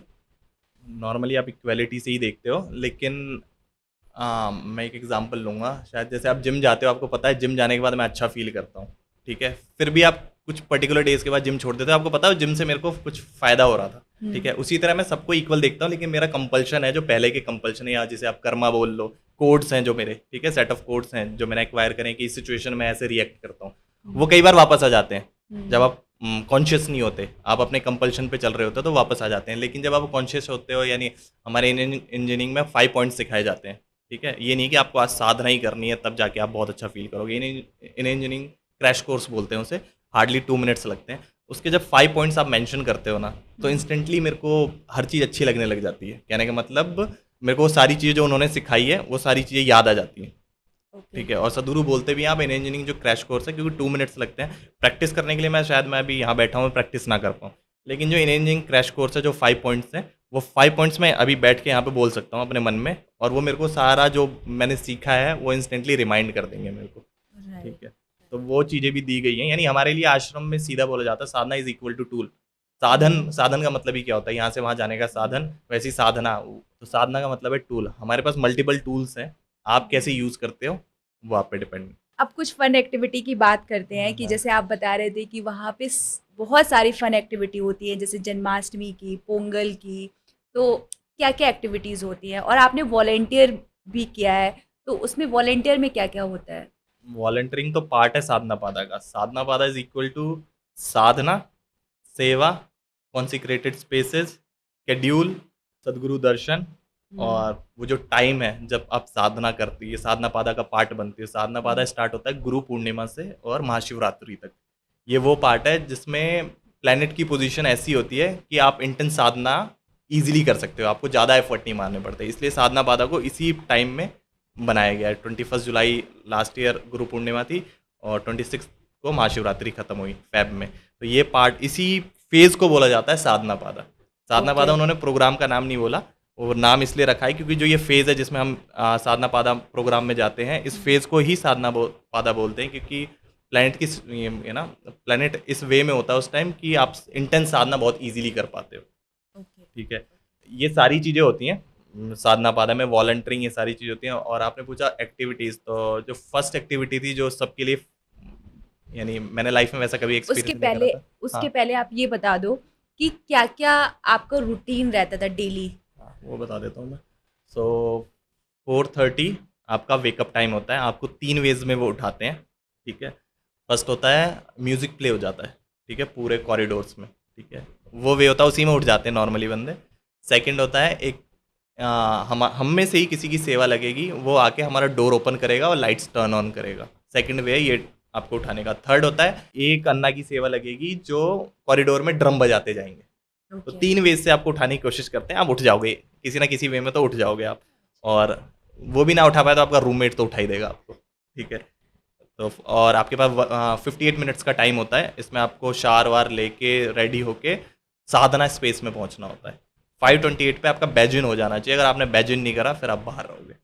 ओके। ठीक है, तो उस टाइम हमारी साधना स्टार्ट होती और है। उसकी कोई पनिशमेंट भी है? पनिशमेंट नहीं आपको, अगर आपका वैलिड रीज़न, आप बीमार हो, ठीक है, तब तो आपके पास क्लिनिक का वो होगा, एक पेपर होगा, प्रेस्क्रिप्शन होगी। ठीक है, अगर आप बीमार नहीं हो और आप इंटेंशनली कर रहे हो ये सब चीज़ें, तो उनके पास डेटा होता है, वो आपको मीटिंग के लिए बुलाएंगे, आपसे पूछेंगे क्यों, आपके पास वैलिड रीज़न है तो आपको छोड़ देंगे। ठीक है, नहीं है तो आपसे पूछेंगे आपको नहीं करना, आप जाओ। ओके। ठीक है, ये नहीं है कि वहाँ पे आके आप लाउजी बने हुए हो, नहीं नहीं, आप वहाँ आए हो जिस चीज़ के लिए, वो मेक श्योर करेंगे, सबसे अच्छी चीज़ है वो मेक श्योर करते हैं आप करो। ओके। ठीक है, लाइक स्कूल में होता है ना हाँ, वैसा, हाँ। आप चाहे कितने ही बड़े हो, आप 54 ईयर्स के हो गए, आपको रूटीन फॉलो करना पड़ेगा। तो 5:28 पे हम गुरु पूजा से स्टार्ट करते हैं, देन 20 मिनट्स ओम नमः शिवाय चांटिंग होती है हमारी, एंड देन हमारी गाइडेड योगासना होती है। उसके बाद गाइडेड योगासना के बाद आप फ्री हो, ये 2 आवर्स लगते हैं इन चीज़ों में। गाइडेड योगासना के बाद आपने जो एडवांस प्रैक्टिसेस सीख रखी हैं, लाइक शक्ति चलना, या आपने अंग मर्दना सीख रखा है, या शाम्भवी करनी है, सूर्य क्रिया करना है, सूर्य शक्ति करना है, ठीक है, या भूत शुद्धि करनी है, और बंदों ने कुछ एक्स्ट्रा भी सीख रखा होता है भस्त्रिका, तो आप ये प्रैक्टिसेस करोगे। फिर 10 बजे आपका ब्रंच स्टार्ट होता है, तो ओके। फर्स्ट बैच स्टार्ट होता है 9:58 पे। 9:58 आपको वहाँ पे पहुँच जाना है, अदरवाइज गेट क्लोज हो जाएंगे। फिर आप ब्रंच करोगे, सेकंड बैच होगा, थर्ड बैच होगा, और 10:45 पे नॉर्मली सबकी सेवा स्टार्ट हो जाती है, जिस भी डिपार्टमेंट में होंगे, कुछ डिपार्टमेंट्स एक्सेप्शन है। ठीक है, बाकी सब डिपार्टमेंट्स में 11 बजे के अराउंड सेवा स्टार्ट हो जाती है। आप 11 बजे अपनी सेवा पे जाते हो, फिर अराउंड 1:30 आप सबको ब्रेक मिलता है, शून्य ब्रेक। शून्य एक हमारा एक साधना है, वो भी 15 मिनट्स लगते हैं उसमें। और उसके बाद शून्य के जस्ट बाद सब जाते हैं जूस पीने। अगर आपका डिपार्टमेंट थोड़ा दूर है भिक्षा हॉल से जहाँ जूस सर्व होता है, तो आपका डिपार्टमेंट जाके ले आएगा जूस, यानी सारी फैसिलिटीज़ है वहाँ पे। और उसके बाद वापस आप अपनी सेवा पे चले जाते हो। 5 बजे तक आपकी सेवा चलती है। 5 बजे के बाद आप सारे अपने रूम पे आते हो, यानी अपने स्टे एरिया पे आते हो। स्टे एरिया में जाके आपकी जो रिमेनिंग प्रैक्टिसेस हैं, जो आप मॉर्निंग में नहीं कर पाए थे, वो आप करोगे। और 6:20 हमारा सदगुरु प्रेजेंस टाइम भी होता है। 10 मिनट्स हमको बैठना होता है और एक मंत्र चांटिंग करनी होती है। एंड देन इवनिंग जो डिनर होता है वो 7 बजे स्टार्ट होता है, यानी 6:58 पे 2 मिनट्स पहले आपको पहुंचना है, यानी डोर्स हमेशा 2 मिनट पहले बंद हो जाएंगे, चाहे वो साधना के लिए हो चाहे फूड के लिए हो। आप पहुंच गए तो पहुंच गए, नहीं पहुंचे तो नहीं पहुंचे। तो एक टाइम सुबह आपको खाना मिलता है, भोजन मिलता है, और एक टाइम शाम को, शाम को, और और दोपहर में बीच में जूस। जूस। दोपहर में जूस। तो डिनर के बाद कुछ लोग टेम्पल्स में जाते हैं, अगर वो आफ्टर दोपहर में चले गए हैं हम्म। अगर टेम्पल में, तो वो इवनिंग में नहीं जाएंगे। वरना वो इवनिंग में टेम्पल एरिया में हमारे पास हमारे आश्रम में 2 टेम्पल्स हैं, देवी टेम्पल एंड ध्यानलिंगा। वहाँ जाएंगे, टाइम स्पेंड करेंगे। और 8 बजे के अराउंड कुछ डिपार्टमेंट्स में 8 बजे के बाद सेवा होती है, 8 to 9, ठीक है। ओके 9 आपकी सेवा खत्म हो जाती है, हर डिपार्टमेंट की सेवा ऑलमोस्ट 9 खत्म हो जाती है। फिर आप सारे वापस आते हो और 9:30 तक आपको अपने रूम में चले जाना है। वो होता है साइलेंस टाइम। साइलेंस टाइम का मतलब आप कॉरिडोर में दिखने नहीं चाहिए, अगर दिख भी रहे हो तो आप या तो पानी भरने गए हो, ठीक है, वरना जो अकोमोडेशन टीम होगी वो साइलेंस टैग लेके घूमेगी। और अगर आप 2-3 बार दिख गए कि आप 9:30 के बाद साइलेंस मेंटेन नहीं कर रहे, तो उसके लिए भी आपको मीटिंग के लिए बुलाया जा सकता है। और ये नहीं है कि पनिशमेंट है या कुछ नहीं है, वो रूटीन फॉलो करवाना चाहते हैं और उसी रूटीन से आप नेक्स्ट डे टाइम पे उठ पाओगे। तो ये चीज़ अच्छी है, वरना नॉर्मली बंदे 11-11 बजे तक जगे होते हैं, ठीक है। ओके तो वो मेक श्योर करते हैं कि आप 9:30, अगर हाँ कुछ हो सकता है कई बार कोई इमरजेंसी कॉल है या घर से कॉल है, तो आप जो वहाँ पे पूर्णांगा होंगे, अकोमोडेशन टीम के कोऑर्डिनेटर होंगे, आप उन्हें बोल दो कि मेरी ये कॉल है, इसके बाद मैं चला जाऊँगा। तो आपको बता देंगे कि आप वॉशिंग एरिया में जाओ, क्योंकि जो लोग सो रहे हैं उनकी नींद नहीं खराब होनी चाहिए। आप वॉशिंग एरिया में जाओ, बात करो, आओ सो जाओ। इस तरह हमारा पूरा डे होता है। अब आते हैं फन एक्टिविटी पे, हाँ जी। जो मैं बहुत इंटरेस्टेड हूँ सुनने के लिए कि आपने बताया वहाँ पे जन्माष्टमी, पोंगल, बहुत सारी आपने एक्टिविटी की है। तो आपको क्या क्या इंटरेस्टिंग लगी और क्या क्या एक्टिविटी वहाँ पे होती है? जो सबसे फर्स्ट एक्टिविटी थी जो सबको अच्छी लगी थी, वो थी जन्माष्टमी। क्योंकि अच्छा हमने कभी ऐसी जन्माष्टमी नहीं देखी। हम 28 ईयर्स के हैं, कोई 54 ईयर्स, सब बच्चे बन जाते हैं उस दिन। आप मड बात होता है हमारे लिए, ठीक है, आप मड में जाते हो, आपको एक्टिविटीज़ मिलती हैं, लाइक आश्रम के डिफरेंट डिफरेंट कोने में से आपको चीज़ें उठा के लानी है और कृष्णा बनाना है, अच्छा ठीक है, कृष्णा और राधा बनाना है। और जो टीम डिवाइड हो जाती है, ठीक है, जो टीम सबसे पहले बनाएगी उनके लिए, यानी वो विनर होगी, ठीक है। तो ये नहीं कि आपको सीधे एक्टिविटी मिल जाएगी, नहीं, पहले आपकी टीम को, जैसे आर्मी में होता है ना, ये बैरिकेड्स होते हैं, ये क्रॉस करना है, फिर नीचे से ज़मीन से क्रॉस करके निकलना है, ये गेम्स होते हैं, इसमें से क्रॉस करके आप जाओगे। फिर आपको क्या कहते हैं, जो स्विमिंग पूल बना होता है, एक तरह से ये बोल लो, जो मड का होता है, पूरा मड से भरा हुआ, उसमें से गो थ्रू करना होता है उन सारे चीज़ों को लेके जो आप कलेक्ट करके लाए हो आश्रम के कोने कोने से। फिर इवेंचुअली आपकी टीम कृष्णा बनाएगी, ठीक है, ओके कृष्णा और राधा जो भी है, ठीक है। और फिर इवनिंग में फूड होता है। तो ये मेरा फर्स्ट एक्सपीरियंस था, मेरे पिक्चर्स होंगी बहुत अच्छी। जैसे भगवान कृष्ण खेलते थे हाँ, मड में, बिल्कुल उस तरह से करते यानी हैं। 2 बजे वो स्टार्ट होता है, लेकिन ऐसा मैंने कभी जन्माष्टमी नहीं देखा था। मैंने जन्माष्टमी इस्कॉन में भी मनाया है, हाँ, इस्कॉन वाला उस टाइम तक का सबसे बेस्ट था, लेकिन अच्छा वहाँ जाने के बाद मेरे लिए सबसे बेस्ट वो हो गया था। एकदम रॉ वाला। हाँ, सबसे बेस्ट मेरे लिए इस्कॉन वाला था, जो मैंने हाँ इस्कॉन में करा था। मैंने कभी ऐसी जन्माष्टमी नहीं देखी थी। फिर उसके बाद जो मेरे लिए उससे भी अच्छा हो गया था, बिल्कुल रॉ मड में जाना, गेम्स खेलना, ठीक है, उस दिन मटकी फोड़ना, सारी चीज़ें करवाते हैं वो। तो वो मेरे लिए सबसे बेस्ट एक्सपीरियंस था। बीच में गुरु पूर्णिमा में एक साउंड्स ऑफ ईशा है, उन्होंने म्यूज़िक प्ले करा था, वो बहुत बहुत अच्छा था, यानी सबने एंजॉय करा था सब। और उसके बाद पोंगल आता है। पोंगल नॉर्मली साउथ में जब हार्वेस्टिंग होती है तो उसे सेलिब्रेट करते हैं, कि जिन कैटल्स को यूज़ करा जाता है उन्हें लाया जाता है, एक तरह से ग्रेटिट्यूड शो करते हैं कि हाँ, हम गॉड ने, चाहे जिसने भी, या कैटल्स ने, जिसने भी हमें ये प्रोवाइड करवाया है, उसके लिए ग्रेटिट्यूड शो करेंगे। तो उस दिन हम फूड प्रिपेयर करते हैं मटकी के अंदर, डिफरेंट टीम्स होती हैं, वो मटकी के अंदर वो आपको जितने भी इंग्रेडिएंट्स हैं वो अवेलेबल करवाएंगे। डांस होगा, एक्टिविटीज़ होंगी, आम, आम, शायद जो इंडिया की नेटिव ब्रीड है गायों की, वो वहाँ पे लगी होती हैं, और वो कहाँ से हैं उसका एक बैनर भी लगा होता है कि आप वो भी जान सकते हो, आप उन्हें खिला भी सकते हो। मेरा यहाँ पे एक छोटा सा क्वेश्चन है, जैसे आपने कहा कि सबको ग्रेटिट्यूड करते हैं, तो ये सब तो हमारी सोसाइटी में, वैदिक फिलॉसफी में बहुत पहले से सिखाया जा रहा है, लेकिन जब हम आज सुनते हैं तो हम इसको बहुत आउटडेटेड मानते हैं। तो जैसे फार्मर्स के लिए या भूमि देवी के लिए या कैटल्स के लिए ग्रेटिट्यूड शो करते हैं, बट जब हम आज के बच्चों को बोलते हैं तो उन्हें आउटडेटेड लगता है। तो इस पे आप क्या कहोगे कि ये क्या, ये आउटडेटेड है या हमें सही नॉलेज नहीं है? क्योंकि उन्होंने एक्सपीरियंस ही नहीं करा। क्योंकि मैंने भी एक्सपीरियंस नहीं करा था। तो आपने अगर कुछ एक्सपीरियंस ही नहीं करा होगा तो नॉर्मली लोग 2 चीज़ें करते हैं, या तो उस पे नेगेटिव कमेंट देते हैं या पॉजिटिव देते हैं, या थर्ड जो सबसे कहते हैं सुलझा इंसान होता है, वो ये बोलेगा मेरे को नहीं पता तो मेरे को कमेंट नहीं करना चाहिए इसके ऊपर, ठीक है। बट नॉर्मली कुछ लोगों की आदत होती है, जो चीज़ उनके एक्सपीरियंस में नहीं होती उसके बारे में नेगेटिव बोलेंगे, ठीक है। तो मैं यही कहूँगा कि आप जाके पहले एक्सपीरियंस करो, फिर आप नेगेटिव पॉजिटिव कहो। जब आप ये ग्रेटिट्यूड करते हैं तो इससे मन को शांति मिलती है, क्या फील होता है? क्या फील होता है, ये फील होता है कि ये चीज़ तो हमें आश्रम में पहले ही सिखा दी जाती है। हमारे यहाँ फूड नॉर्मली जैसे बाकी जगह खाया जाता है वैसा नहीं खाया जाता। मैं आपको बता देता हूँ भिक्षा हॉल में कैसे फूड खाया जाता है, फिर आप कनेक्ट कर पाओगे, ठीक है। हम्म। भिक्षा हॉल में आप जैसे ही जाते हो तो आपका मूड शायद बाहर से ख़राब हो, किसी रीज़न से हो सकता है, शायद आपने साधना मिस कर दी हो या सेवा में कुछ हो गया हो। आप जैसे ही भिक्षा हॉल में एंटर करोगे तो कम से कम मिनिमम मैं बोल रहा हूँ 5 लोग वहाँ खड़े होंगे हाथ जोड़ के, जिनके फेस पे स्माइल होगी, ठीक है। वो आपको ये कहते हैं जब आपका वेलकम होता है एक तरह से भिक्षा हॉल में, तो वो लोग खड़े होते हैं, आपको उन्हें देख के स्माइल आ जाती है, ठीक है। वो आपको नमस्कारम बोल सकते हैं चाहे कुछ भी। उसके बाद आप बैठते हो और एक चांटिंग चल रही होती है पीछे, नॉर्मली निर्वाण शतकम चल रहा होता है, ठीक है, शंकराचार्य का। और उसके बाद जब सब लोग बैठ जाते हैं, इन्वोकेशन स्टार्ट होता है। इन्वोकेशन मतलब हमें एक चांटिंग करनी होती है, उस चांटिंग के बाद आप फूड खाते हो। और चांटिंग के बाद जो आश्रम के बाहर के लोग हैं वो तो स्टार्ट कर देते हैं, लेकिन हमें आज सदगुरु ने बताया कि जब फूड आ जाए उसके बाद भी आप मिनिमम 3 मिनट्स रुको।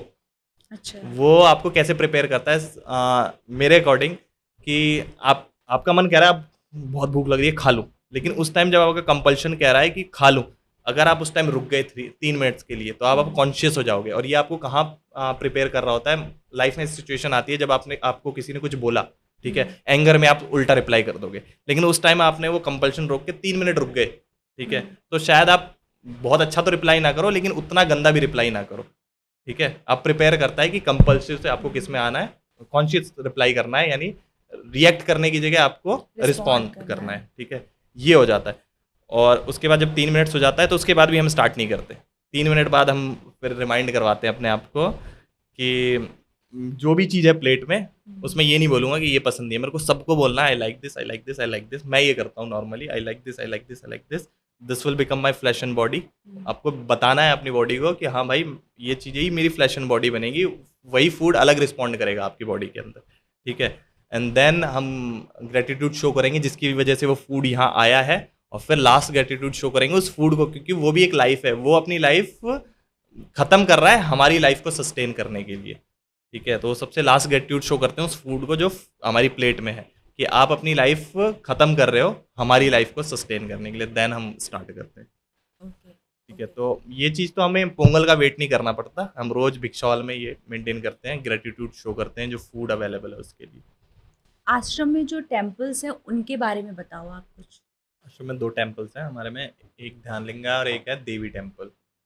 सो दोनों सेम एनर्जी है बट डिफरेंट डिफरेंट पर्पज़ के लिए यूज़ होती हैं। सदगुरु ने उन्हें ऐसे क्रिएट करा है या प्राण प्रतिष्ठा ऐसे करी है कि वो डिफरेंट डिफरेंट कामों के लिए यूज़ होती हैं। ध्यानलिंगा हमें मेडिटेशन के डीप स्टेट्स में जाने में हेल्प करती है, क्योंकि हमारा मेन टारगेट है मेडिटेशन में अपने आप को मोर इंटेंस करना, कि जब हम बैठें तो बिना इधर उधर जाए साधना कर सकें, यानी मेडिटेशन ज़्यादा देर कर सकें, जिसमें बहुत लोगों को ट्रबल फील होता है कि थोड़ी देर हम मेडिटेशन में बैठते हैं फिर मन इधर उधर डाइवर्ट होता है और हम उठ के चले आते हैं।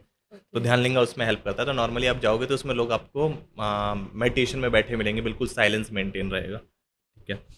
और जो देवी हैं उसके बारे में मैंने ये सुना है कि मैं जाता था उस टेम्पल में भी, मैंने ये सुना है कि वो आपको जो लाइफ में मटेरियल थिंग्स में जो भी मैनिफेस्ट करना है, जो भी चीज़ें अचीव करनी है, उसमें हेल्प करती हैं। और सदगुरु उनको ऐसे डिफाइन करते हैं कि एक बार अगर आपके ऊपर देवी की ग्रेस हो गई तो इवन अगर सदगुरु भी चाहें तो वो देवी की ग्रेस को ख़त्म नहीं कर सकते, फिर देवी आपकी तरफ फुल्ली अवेलेबल रहेंगी, ठीक है, आपको सपोर्ट करेंगी चाहे जो भी हो। मेरे को एक इंसिडेंस भी याद है, आश्रम में एक लड़का था, मेरे को नाम नहीं पता, वो मेरे फ्रेंड के साथ सेम डिपार्टमेंट में था और हम सारे गए थे एक बार शिवांगा साधना के टाइम, हमें वेलंगिरी यात्रा करनी होती है, ठीक है। तो साधना पादा के बीच में हम एक बार वेलंगिरी यात्रा पे जाते हैं। वेलंगिरी यात्रा में जब हम वेलंगिरी यात्रा कंप्लीट करके आए तो हमारी हालत बिल्कुल ऐसी थी कि हमें रेस्ट चाहिए, लेकिन एक लड़का उसमें ऐसा था कि वो यात्रा कंप्लीट करके हमसे पहले आ चुका था रात को ही, ठीक है, अर्ली मॉर्निंग शायद आ चुका था वो। और जब हम वेलकम पॉइंट पे वेट कर रहे थे कि हमारे पास चलने इतनी भी पावर नहीं बची थी कि हम चल के अपने स्टे एरिया तक जाएँ, तो हम वेट कर रहे थे कि व्हीकल आए, ठीक है, उससे हम जाएँ। तब तक हमें वो लड़का दिखा और हमने देखा कि ये बिल्कुल एक्टिव है। फिर हमने कहा तू क्या कहते हैं वेलंगिरी यात्रा पे नहीं गया था? तो ही वाज लाइक कि ना मैं होके आ तो गया, और वो रेडी होके वापस आ गया था किसी प्रोसेशन में जाने के लिए। तो मैंने अपने फ्रेंड से पूछा कि यार ये तो बहुत इंटेंस साधना करता है, यानी अभी तक टायर्ड नहीं हुआ ये इतनी यात्रा आने के बाद। उसने कही वो कोई साधना नहीं करता, वो साधना बहुत बार मिस करता है, ठीक है, अच्छा। लेकिन ये देवी का बहुत बड़ा वो है, कहते हैं डिवोटी, लिंग भैरवी का, ठीक है। और इसे तू कभी भी देखेगा तो फाइनेंशियली इसे कोई ट्रबल नहीं रहता, ठीक है। और ये बहुत कम भी प्रैक्टिस करेगा, लेकिन जो करेगा उससे ही इसे बहुत बेनिफिट मिलते हैं। तो इतना मैंने सुना है कि देवी की ग्रेस आपके ऊपर हो गई तो वो आपको हर तरह से सपोर्ट करेंगे, इवन सदगुरु चाहें तो वो आप उनसे डिस्कनेक्ट नहीं कर सकते आपको, ठीक है। और ध्यान लिंगा है वो फुल्ली मेडिटेशन में, आपको मेडिटेशन में अगर हेल्प चाहिए, आप मेडिटेट नहीं कर पा रहे, तो ध्यान लिंगा आपको हेल्प करता है उसमें। और ध्यान लिंगा में हमारी हमारी नाद आराधना होती है। जैसे आप किसी टेम्पल में जाते हो तो किसी को फ्लावर देते हो या कुछ ना कुछ अर्पण करते हो, ठीक है। ध्यान लिंगा में हम जो अर्पण करते हैं उससे हम साउंड अर्पण करते हैं, उसे नाद आराधना बोलते हैं। नाद मीन्स साउंड, साउंड अर्पण करते हैं। वेरस देवी को हम बहुत सारी चीज़ें अर्पण करते हैं, हम कई बार फ्रूट्स, नारियल, वो डिपेंड करता है आप क्या अर्पण करना चाहते हो। तो दोनों डिफरेंट डिफरेंट फॉर्म से सेम एनर्जी के डिफरेंट डिफरेंट चीज़ें मैनिफेस्ट करने में यानी अचीव करने में हेल्प करती है। ये वेलिंगरी यात्रा क्या होती है? विलिंगरी यात्रा शिवांगा साधना का पार्ट है। शिवांगा साधना एक साधना होती है जो 42 डेज की होती है मैक्सिमम, कम डेज की भी होती है। मैंने 42 डेज की करी थी। उस साधना के अंदर आपको फर्स्ट मील 12 बजे के बाद मिलती है। नॉर्मली आश्रम में फर्स्ट मील 10 बजे मिलती है, लेकिन आपको वो मील मिलती है 12 बजे के बाद, ठीक है। और आपको एक प्रैक्टिस एक्स्ट्रा करनी होती है जिसे शिवा नमस्कार कहते हैं। और आपको सबको शिवा की तरह देखना होता है उन 42 डेज में। फिर उसमें 2 पार्ट और होते हैं, कल्मिनेशन जिसे बोलते हैं। कल्मिनेशन से पहले एक पार्ट होता है जब आपको भिक्षा मांगने जाना होता है, ठीक अच्छा। है। शिवांगा साधना के अंदर जो सबसे बेस्ट पार्ट था, जो मेरे को बहुत अच्छा लगा, वो था जब हम भिक्षा मांगने जाते हैं हम्म। और जब हम वेलंगिरी यात्रा पे जाते हैं। तो इन 42 डेज में जब ऑलमोस्ट कल्मिनेशन का डे आता है, उससे पहले आपको भिक्षा मांग के आनी पड़ती, भिक्षा के लिए जाना पड़ता है। तो मैं नियर बाय एक छोटे से गांव में गया था, और उस टाइम भिक्षा मांगने से पहले आपको कुछ रूल्स फॉलो करने होते हैं। आपके पास एक भिक्षा पात्र होता है, ठीक है, ब्लैक कलर का, और आपको ऊपर कुछ नहीं पहनना होता। बॉयज़ नॉर्मली बॉयज़ ही जाते हैं, गर्ल्स कभी नहीं जाते भिक्षा मांगने। ओके। बॉयज़ को ऊपर कुछ नहीं पहनना होता, और हमारे पास एक माला होती है, हाथ में ब्लैक कपड़ा होता है, यानी एक रूल है, शायद वो फॉलो करते हैं। और फिर आपको 21 लोगों से भिक्षा मांगनी होती है, अच्छा। ठीक है। तो जब मैं फर्स्ट टाइम वहाँ गया तो फर्स्ट 3 लोगों ने मना कर दिया। अच्छा। तो मुझे लगा कि बहुत टफ होने वाला है, शायद शाम हो जाएगी मेरे को भिक्षा मांगते मांगते। तो और थोड़ी हेजिटेशन हो रही थी यार, मेरे को इतने सारे लोग देख रहे हैं और भिक्षा मांगनी है सबके सामने, ठीक है। तो शायद कुछ ईगो थी अंदर, ठीक है। तो जब मेरे को फर्स्ट भिक्षा मिली किसी से, 4th बंदे ने मेरे को फर्स्ट भिक्षा दी, उसके बाद मैं कंटिन्यू करता गया। और मेरे को एक मोमेंट ऐसा याद है कि 2 बूढ़े लोग खड़े थे और मैं उनके पास भिक्षा मांगने नहीं गया, पता नहीं मेरा क्या हुआ, मैं नहीं गया। तो उसमें से एक ने अपने फ्रेंड को बोला, ये शायद ईशा फाउंडेशन से है, ठीक है, और ये शिवांगा साधना कर रहा है, ये ले पैसे। और लास्ट टाइम शायद उसने किया था, तो उसने अपने फ्रेंड को दिया, तू भी अपनी तरफ से डोनेट कर, ठीक है। उन्होंने मेरे को बुलाया और डोनेट करा। और जब तक मैंने 21 लोगों से ये भिक्षा मांगी, तब तक मेरे को ये रियलाइज़ हो गया था कि लाइफ में ना मैं बहुत अंदर ही एक कहते हैं ना फ्रीडम फील हो रहा था कि अब लाइफ में मेरे को कैसी भी सिचुएशन आ जाए मैं गो थ्रू कर लूँगा। नॉर्मली होता है ना कि अगर मैं पर्टिकुलर जॉब कर रहा हूँ, उससे नीचे की जॉब मेरे से नहीं होगी, ठीक है। लेकिन उस भिक्षा मांगने के बाद इतने लोगों से, 21 लोगों से, मेरे को ये रियलाइज़ हो गया था लाइफ में कैसी सिचुएशन आ जाए मैं गो थ्रू कर जाऊँगा। एक अलग ही फ्रीडम फील होता है आपको। तो ये तो था हमारा भिक्षा हॉल। नॉर्मली वो जो भिक्षा में मिलती है, हम उसे महाअन्नदानम में, जो महाशिवरात्रि होती है, उसमें कंट्रीब्यूट कर देते हैं, उसी में जाता है, वो उसी का पार्ट होता है। फिर उसके बाद हमें जाना होता है विलंगिरी यात्रा पे। ओके। विलंगिरी यात्रा 7 हिल्स बोलते हैं उसे, 7th हिल पे है, ठीक है। 7 हिल्स क्रॉस करके आपको जाना होता है, और टफ होती है, मैं कहीं से भी नहीं बोलूँगा ईजी होती है, ठीक है। क्योंकि मैंने रिसेंटली एक वीडियो देखी थी शिवांगा साधना का, जो शायद इंस्टाग्राम पेज है, उस पर किसी ने अपलोड करा था कि एक डिवोटी यात्रा करके कंप्लीट आता है और वो सीधे ये मन में अपने आप से ही बोलता है कि मैं लाइफ में कभी नहीं आने वाला। अच्छा। इस साधना को करने में लाइफ में कभी नहीं आऊँगा। लेकिन जैसे ही वो साधना कंप्लीट करके नीचे टेंपल पे आता है, लास्ट टेंपल पे जहाँ साधना क्या कहते हैं यात्रा खत्म होती है, वहाँ 2 ओल्ड कपल या शायद कोई आता है, ओल्ड होता है, कोई बूढ़ा व्यक्ति आता है और उनके पाँव छूने लग जाता है, ठीक है, वहाँ का लोकल। तो उसने अपने यानी नियर बाय लोगों से पूछा कि ये मेरे पाँव क्यों छू रहे हैं। तो उन्होंने कहा कि बहुत लोग ये यात्रा करना चाहते हैं, लेकिन उनकी बॉडी उन्हें सपोर्ट नहीं करती वहाँ तक जाने के लिए, ठीक है। तो ये लोग क्या करते हैं, जो लोग यात्रा करके आए हैं ना, हाँ, उनको बो डाउन करते हैं, उनका आशीर्वाद लेते हैं, उनके पाँव में पड़ जाते हैं कि कुछ तो ब्लेसिंग मेरे को मिलेगी। तब से उस बंदे ने वो यात्रा दोबारा करी। तो मैंने भी जब पहली बार यात्रा करी थी, मेरी हालत बहुत ख़राब हो गई थी, ठीक है। लेकिन अब नेक्स्ट टाइम जब मेरे को मौका मिलेगा तो मैं वो यात्रा करूँगा। यात्रा नॉर्मली हमने 9:30 स्टार्ट करी थी रात को, और अराउंड अराउंड 1 में पहुँच गया था। रात को 1 बजे मैं टॉप पे पहुँच गया था, हिल पे। फिर हमें वहाँ पे सनराइज़, नॉर्मली कुछ बंदे रात को ही वहाँ पे क्या है, क्या एक्सपीरियंस करने जाते हैं लोग? वेलंगिरी यात्रा करते हैं। तो टॉप पे एक टेम्पल है, हमें वो टेम्पल विजिट करना होता है। और सेकंड, वहाँ एक सदगुरु स्पॉट है, वो मैंडेटरी नहीं है आपको जाना, बट जो भी ईशा के लोग होते हैं वो वहाँ पे जाते हैं। नॉर्मली मैंने ये देखा है क्योंकि हम भी गए थे। तो रात के 2 बजे उस टेम्पल में हमने विजिट कर लिया था, जो टॉप पे टेम्पल है। फिर हमने ऑलमोस्ट 4 आवर्स स्पेंड करे थे, सनराइज़ का वेट कर रहे थे। उसके बाद जैसे ही सनराइज़ होता है तो हम सदगुरु स्पॉट पे गए थे और मेडिटेशन करी थी हमने थोड़ी देर, और उसके बाद हम वापस उतरना चालू करते हैं। तो चढ़ना मेरे लिए आसान था, लेकिन उतरना बहुत टफ था। शायद 8 बजे के बाद उतरना चालू करा था मैंने, और उस समय धूप बहुत ज़्यादा थी, बहुत ज़्यादा। और क्योंकि शायद वो सैटरडे था या संडे था, मेरे को नहीं पता क्या एग्जैक्ट डेट थी, उस दिन रश बहुत ज़्यादा था उस पे। और कई मोमेंट ऐसे आ रहे थे कि आप किसी वैली टाइप में हो, ठीक है, वहाँ से उतर रहे हो और वहाँ कम से कम 10 मिनट रुके पड़े हो, क्योंकि आगे वाले लोग बढ़ नहीं रहे, क्योंकि बहुत सकरी सकरी गलियाँ हैं वहाँ पे, ठीक है, ऊपर। तो मेरे को ये मन हो गया था कि भाई, और ऊपर से हम शिवांगा साधना कर रहे थे, तो एक रूल भी फॉलो करना था कि 12 बजे के बाद ही खाना है। पहले पहले ही आपके पास कुछ नहीं है, तो मैंने नींबू पानी पिया था। लेकिन मेरे लिए वो यात्रा इतनी टफ थी उतरते टाइम कि मैंने उस टाइम डिसाइड कर लिया था कि मैं अब दोबारा करूँगा, बट अभी इंस्टेंटली, क्योंकि जो मेरे फ्रेंड्स थे वो कह रहे थे अगली जैसी साधना पादा खत्म होगा हम दोबारा आएंगे करने। मैंने सोचा था मैं नहीं करूँगा, लेकिन जब मैंने वो वीडियो देखी और लोगों से सुना, क्योंकि मैं जैसे ही रूम में आया अपने वापस उस दिन इवनिंग में, मेरे रूममेट है, शायद वो 40 ईयर्स ओल्ड होंगे, और 3 दिन बाद ही उन्होंने मेरे को बताया वो दोबारा वेलंगिरी यात्रा पे जा रहे हैं, 3 दिन बाद ही, ठीक है। तो किसी के लिए वेलंगिरी यात्रा बहुत कहते हैं ना एनरिचिंग है, उन्हें बहुत अच्छा लगता है वहाँ जाना, ठीक है। मेरे लिए टफ था, ठीक है। बट जब मैंने वो स्टोरी सुनी जिसमें वो ओल्ड कपल आके उस डिवोटी के पाँव छूते हैं जस्ट बिकॉज कि वो यात्रा करके आए हैं, तो शायद कुछ ब्लेसिंग हमें मिल जाए, तो मैं नेक्स्ट टाइम जाऊँगा तो मैं भी वो यात्रा करूँगा।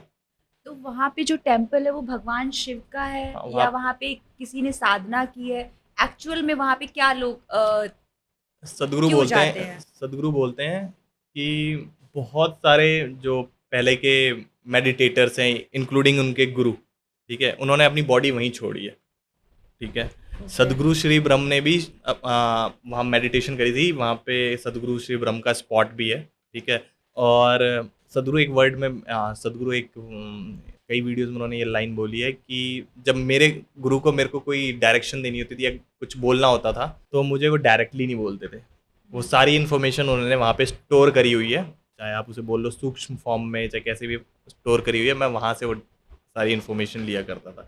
और जो व्यक्ति साधना कर रहा है उसके लिए वो यात्रा, उसे साउथ का कैलाश भी बोलते हैं, ओके। वेलंगिरी को, ठीक है। तो इसलिए साउथ कोयम्बटूर एरिया में, तो जहाँ तक मेरे को पता है, क्योंकि उस दिन खाली आश्रम के लोग नहीं थे जो यात्रा कर रहे थे, बहुत ज़्यादा लोग यात्रा कर रहे थे। कुछ मैंने एक ओल्ड लेडी को भी देखा था, ठीक है, वो भी यात्रा कर रही थी। तो कुछ तो उसका स्पिरिचुअल सिग्निफिकेंस है, इसलिए लोग करते हैं। मेरे लिए वो यात्रा टफ थी, ठीक है। चढ़ना मेरे लिए बहुत आसान था, शायद मैंने रात को चढ़ाई चालू करी थी, धूप नहीं थी, इसलिए मेरे लिए ईजी था। उतरना मेरे लिए बहुत टफ था। आपने एक स्टोरी शेयर करी थी वहाँ के एक एनिमल की, जो एक संगीत को सुन के रोने लगे थे, वो स्टोरी क्या थी?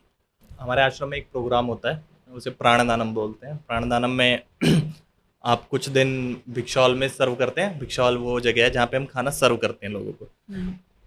और फिर अक्षय है, अक्षय में खाना बनाया जाता है, ठीक है। तो प्राणदानम का मतलब ये, आप इन दोनों के पार्ट हो गए। उसके बीच में आपको वो ईशा गौशाला लेके जाते हैं, और कई बार ईशा विद्यालय जाते हैं, ईशा होम स्कूल ले के जाते हैं। मेरे को वो 2 जगह लेके गए थे, वो था ईशा विद्या और गौशाला। तो गौशाला में जब हम गए थे तो वहाँ पे भोला नाम का एक, आप कह लो, बुल है, ठीक है। अच्छा। तो हम सब ने पिक्चर्स ली थी, लेकिन कुछ ऐसा, हमने स्टोरी सुनी थी कि ये बहुत अग्रेसिव हुआ करता था, बट सदगुरु ने से एक बार मिला था, सदगुरु ने हाथ रखा था, उसके बाद से वो बहुत नॉर्मल रहता है, ठीक है। इतना हमने सुना था, इससे ज़्यादा कुछ नहीं। तो जो सेकंड बैच था प्राणदानम का, उसमें एक अक्का हमारी साधना पादा की वहाँ गई थी, और उन्होंने उसके लिए एक गाना गाया था, गीत गाया था। और गीत के एंड में वो भोला रोने लग गया था, उसकी आंखों में आंसू थे, ठीक है। तो वो वीडियो यानी हमारे पूरे क्या कहते हैं आश्रम में फैल गई थी, हाँ, तब हम्म। हमने रियलाइज़ करा था कि सबके अंदर इमोशन होते हैं, ठीक है? ये नहीं कि हम ह्यूमन है तो हमारे अंदर इमोशन होंगे और वो क्या कहते हैं, एनिमल है तो उसके अंदर नहीं होंगे ना, उसके अंदर भी इमोशन होता है। फिर जब आप आश्रम से वापस आए और यहाँ पे अपनी डेली लाइफ को कैसे मैनेज कर पाते हो आप? क्या जो चीज़ें वहाँ पे एक्सपीरियंस कर रहे थे, वो सारी चीज़ें यहाँ पे एक्सपीरियंस हो रही है या कोई हर्डल लग रहा है आपको? जब मैं साधना नहीं कर पा रहा था वापस आश्रम से आने के बाद, तो मेरे को बहुत नेगेटिव फील हो रहा था और मेरे पास उस समय एक ही सॉल्यूशन दिखता था कि वापस आश्रम चला जाऊँ, क्योंकि आश्रम की लाइफ और आउटसाइड लाइफ में बहुत डिफरेंस है, बहुत डिफरेंस। वहाँ जो आपको सपोर्ट मिलता है, हर चीज़ का सपोर्ट मिलता है आपको, ठीक है, वो नहीं मिल रहा था। खाने का सपोर्ट, यानी खाना वो नहीं, कई बार आपको खाना 11 बज जाते हैं, वहाँ पे 10 बजे मिल जाएगा, कई बार जल्दी मिल जाएगा जब आप साधना करो, यानी कोई रूटीन नहीं था यहाँ पे। तो मैंने अपनी एक फ्रेंड को मैसेज करा कि मेरे से नहीं हो रही साधना, तो मैं क्या करूँ, तो उसने कहा कि मैं तो वापस आ गई, घर जाके वापस आ गई, क्योंकि मेरे से भी नहीं हुआ, अच्छा। ठीक है। तो तू एक काम कर, तू ना स्टार्ट कर वापस बेसिक से, लाइक शाम्भवी स्टार्ट कर, बाकी चीज़ें। तो मैंने ये स्टार्ट करा, 10 दिन मैंने नॉर्मल चीज़ें करी और धीरे धीरे मैं सारी प्रैक्टिसेस वापस से करने लगा। बस यही है, कुछ ज़्यादा प्रैक्टिसेस मैं इवनिंग में करता था, ठीक है।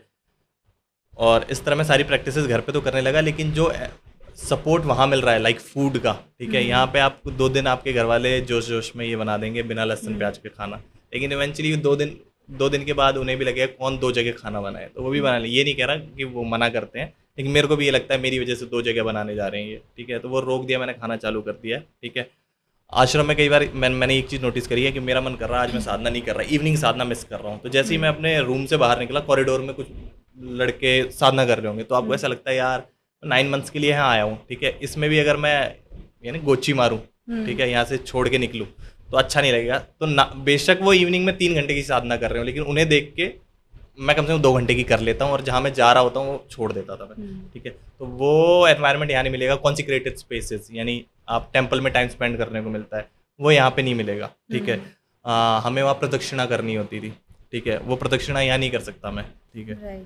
तो हमेशा वैसा नहीं होगा आश्रम में, लेकिन आप हाँ प्रैक्टिसेस कर सकते हो। सदगुरु ये बोलते हैं कि लाइफ में ना जॉब के लिए ना रिलेशनशिप के लिए, बट कोई भी चीज़ आ जाए उसके लिए अपनी साधना को कॉम्प्रोमाइज़ नहीं करना। बाकी चीज़ें नहीं होंगी सपोर्टिव, बट साधना करते रहो, ठीक है, वही तुम्हें एक्सपेंड करेगा और धीरे धीरे तुम जहाँ रहोगे वहाँ पे ठीक रहने लग जाओगे, राइट। ठीक है। तो मैं अभी ये प्रैक्टिसेस कर पा रहा हूँ।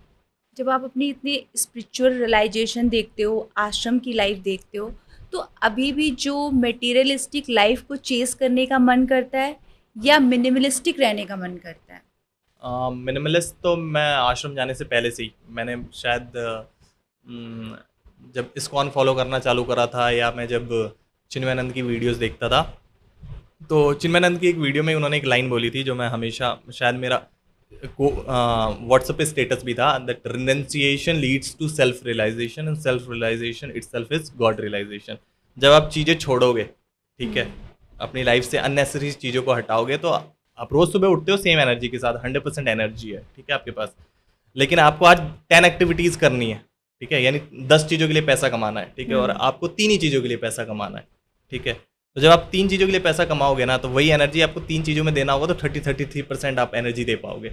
10 चीज़ों में अगर देना है तो 10-10%, यानी फ्यूल आप 10-10% ही दे पाओगे। तो आउटकम किस में ज़्यादा होगा? जिसमें आप ज़्यादा फ्यूल दोगे, आप काम भी रहोगे, ठीक है। तो ये चीज़ तो मैंने पहले ही फॉलो करनी चालू कर दी, अननेसेसरी चीज़ों को मैंने हटाना। मैंने आज तक कोई चीज़ ओन नहीं करी, कहने का मतलब नॉर्मली इस एज तक बंदे बाइक या कुछ कार वार, मेरे पास अभी तक कुछ नहीं है। मैंने जो भी करा वो इन्वेस्टमेंट करी है, ठीक है। तो मिनिमलिज्म वाली लाइफ तो मैं पहले ही फॉलो करने लग गया था। आश्रम में जाने के बाद मेरे को ये और भी, क्योंकि आश्रम में आपको छोटा सा लॉकर मिलता है, बंकर सा मिलता है, ठीक है, उसके अंदर ही सबको सामान रखना होता है। उससे ज़्यादा आप लाओगे तो फिर आपको प्रॉब्लम होगी, अकोमोडेशन टीम आके कहेगी कि आपका सामान बाहर है। तो उन 9 मंथ्स में आप रियलाइज़ करते हो कि इतने कम सामान के साथ भी मैं कितना हैप्पीली रह सकता हूँ, राइट। ठीक है। और मैं अकेला नहीं था, मैंने एक बार अपने मेरे एक रूममेट थे, फॉरेनर थे वो, ठीक है। तो मैंने उनसे ऐसे ही पूछा था कि अन्ना आपको यहाँ पे क्या अच्छा लगता है सबसे? तो उन्होंने कहा, मैं जब सबसे पहले आया था आश्रम में, तो मेरे को सबसे चीज़ जो अच्छी लगी थी इस आश्रम में, वो लगी थी यहाँ पे जो आउटसाइड वर्ल्ड में कॉम्पिटिटिवनेस है ना, कि मेरे को इससे कम्पीट करना है, और उसकी वजह से जो सफरिंग क्रिएट होती है, ठीक है, वो नहीं है। तो मैंने कहा कि आप बताओ, मेरे को समझ नहीं आया। तो उन्होंने कहा कि यहाँ पे 90 डिपार्टमेंट्स हैं, ठीक है, कोई IT वाला डिपार्टमेंट है, कोई नॉर्मल भिक्षा हॉल है, अक्षया है, ठीक है, सब में सबकी सेवा लगती है, ठीक है। जो आईटी वाला भी है और जो भिक्षावल वाला भी है, और एक शायद ऐसी टीम भी है जो साइकिल ठीक करती होगी शायद, ठीक है, वाहनम टीम है या पता नहीं कौन सी टीम है, मेरे को नहीं पता, ठीक है।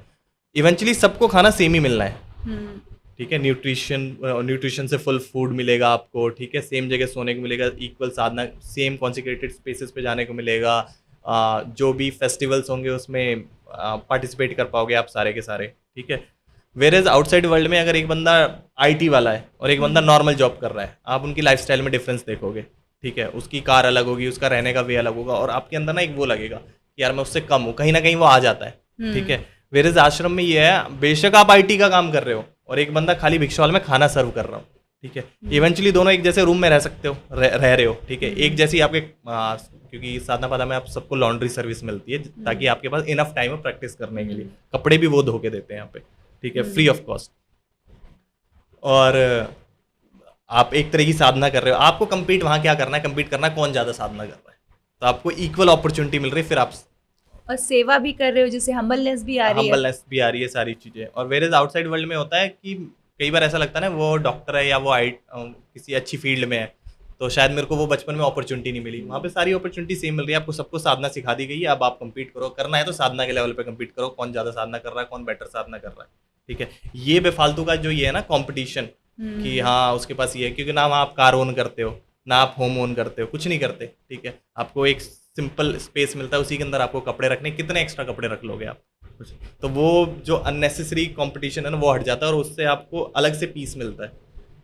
आश्रम से रिलेटेड मैं एक चीज़ और शेयर करूँगा कि हमारी एक मंथली मीट थी, और हमें हमारा एक ऐप होता है, ऐप पे इन्फॉर्मेशन आया कि आज हमारी मीट है, उनका नाम मेरे को एग्जैक्ट अभी याद नहीं है, विलियन अन्ना बोलते हैं हम उन्हें, ठीक है। आज उनसे मीट है, तो आप उनसे रिलेटेड ये यूट्यूब वीडियो देख लेना, इवनिंग में मीट है, आप सारे साधना स्पेस में आ जाना। तो जब मैंने वो वीडियो देखी तो मेरे को पता चला वो इंडिया के 26 रिचेस्ट पर्सन है, ओके, ठीक है, एज पर जिनसे मीटिंग फोर्ब्स। होने वाली हाँ, थी। जिससे मीटिंग होने वाली थी, ठीक है, उस मीटिंग में जाना था। और मेरे को पता चला जब वो मीटिंग स्टार्ट हुई तो उन्होंने बहुत चीज़ें शेयर करी कि कैसे वो आश्रम से कनेक्ट हुए, अब क्या प्लान है उनके, शायद वो फ्यूचर में आश्रम में रहने वाले हैं परमानेंटली, ठीक है। और उन्होंने डिस्क्लोज करा कि मेरा बेटा अभी तुम्हारे साथ साधना पादा में है। उस दिन हमें पता चला कि उनका बेटा 9 मंथ से हमारे साथ ही था आश्रम में, वो भी साधना पादा कर रहा था। वाह। तो उन उनके लिए कहीं ना कहीं साधना बाधा इम्पैक्टफुल होगा, ठीक है। उन्होंने देखा, बेशक उन्होंने नहीं करा होगा, वो आश्रम में आते हैं साइलेंस प्रोग्राम में मोस्टली, वो आएंगे 8 डेज तक साइलेंस में रहेंगे, ठीक है, 8 डेज 9 डेज साइलेंस में रहते हैं। वो हमेशा बोलते हैं कि मैं आश्रम में कम से कम 2 बार आता हूँ और 10-10 डेज साइलेंस करता हूँ, ठीक है। और मेरे को कहीं ना कहीं इम्पैक्टफुल लगा जब भी उनका बेटा हमारे साथ था। कभी 9 मंथ्स में उनके मुंह से सुनने से पहले मेरे को कभी नहीं पता था कि उनका बेटा है, क्योंकि मैं नॉर्मली उन्हें चेस खेलते देखता था, बाकी बंदों के साथ चेस खेल रहे हैं, नॉर्मल एक्टिविटीज़ में इन्वॉल्व होते थे, ठीक है। एक दिन हम स्वीट डिस्ट्रीब्यूट करने गए थे नियर बाई विलेजेस में दिवाली के दिन, ठीक है। उस दिन भी वो वहाँ थे नॉर्मल, मेरे को कभी नहीं पता चला, कोई एटीट्यूड नहीं, कुछ भी नहीं। तो वो भी साधना बाधा का पार्ट रह चुके हैं। और तो जिन अन्ना के साथ हमारी मीटिंग थी, उनसे किसी ने पूछा कि अन्ना आप इतना ट्रैवल करते होगे तो आप कैसे साधना कर लेते हो, तो उनका आंसर ऐसा था कि मैंने कई बार साधना करी है एयरपोर्ट में, जो वॉशरूम एरिया होता है वहाँ जा जाके साधना करी है, जो एस्केलेटर होता है उसके नीचे साधना करी है। वो चाहते तो साधना छोड़ सकते थे, लेकिन उन्होंने कभी साधना नहीं छोड़ी अपनी, सारी साधना करते हैं। और वो शायद अब रिलोकेट करेंगे आश्रम। तो अन्ना से जब हमारी मीटिंग हुई तो मैंने ये रियलाइज़ करा कि आपको हैप्पी रहने के लिए बहुत सारे पैसे की ज़रूरत नहीं है, आप हैप्पी प्रैक्टिसेस करके भी रह सकते हो। अगर खाली पैसे से हैप्पीनेस आती तो वो अन्ना आश्रम में रिलोकेट करने की कोशिश नहीं करते, वो अपना नॉर्मल लाइफ लीड करते, वहीं प्रैक्टिस करते, और बाहर भी प्रैक्टिस करने में कोई प्रॉब्लम नहीं। लेकिन वो आश्रम आना चाहते हैं कि उन्हें पता है आश्रम की लाइफ में जो सपोर्ट मिलता है इवेंचुअली वो सेवा दे पाएंगे कहीं ना कहीं, ठीक है। इसलिए वो आश्रम में रिलोकेट करना चाहते हैं, और आश्रम में रहने के बाद शायद वो जो मिनिमलिज्म है वो फॉलो कर पाएँ, जो वो आउटसाइड वर्ल्ड में नहीं कर पाए शायद ट्रैवल के टाइम। ऑल्दो वो प्रैक्टिसेस कर पाते हैं, लेकिन ट्रैवल करते टाइम जो प्रैक्टिसेस में जो प्रॉब्लम आती है, शायद स्पेस ना मिलना, अब वो सारी प्रैक्टिसेस अब कॉन्सिक्रेटेड स्पेसेस में कर पाएंगे। ये फ़ायदा, जितना आप कम रखेंगे चीज़ें उतना फ़ायदा रहेगा आपके लिए। तो मेरा लास्ट क्वेश्चन आपसे ये है कि जो यूथ समझते हैं कि स्पिरिचुअलिटी बोरिंग है, और अगर वो स्पिरिचुअलिटी को फॉलो करेंगे तो लोग उन्हें कूल नहीं समझेंगे, उनके दोस्त उनको लेफ्ट आउट कर देंगे, तो इस पे आप यूथ को क्या बोलना चाहोगे? कोई आपको छोड़ने वाला नहीं है, और आपको कहीं ना कहीं रियलाइज़ हो चुका है कि जो आपके फ्रेंड्स भी हैं वो हर मोमेंट में आपके साथ नहीं रहते, ठीक है। और कई कई बार आपने ऐसा मोमेंट फील करा है, आपने अपने फ्रेंड से रिक्वेस्ट करी कि तू आ जा या हम कहीं चलते हैं, वो मना करता है, तो आपके अंदर एक सफरिंग क्रिएट होती है, क्योंकि कहीं ना कहीं आपने डिपेंडेंसी उस आदमी पर रखी हुई है। तो आप अगर स्पिरिचुअलिटी फॉलो करोगे तो आपके फ्रेंड्स को कहीं दूर नहीं ले जाने वाला, या आपको कोई सेंट नहीं बनाने वाला वो, ठीक है। लेकिन आप किसी पर्टिकुलर मोमेंट में कैसे रिएक्ट करते हो, सॉरी कैसे रिस्पॉन्ड करते हो, वो आपका बेटर हो जाएगा। उस सिचुएशन को कैसे हैंडल करते हो वो बेटर हो जाएगा।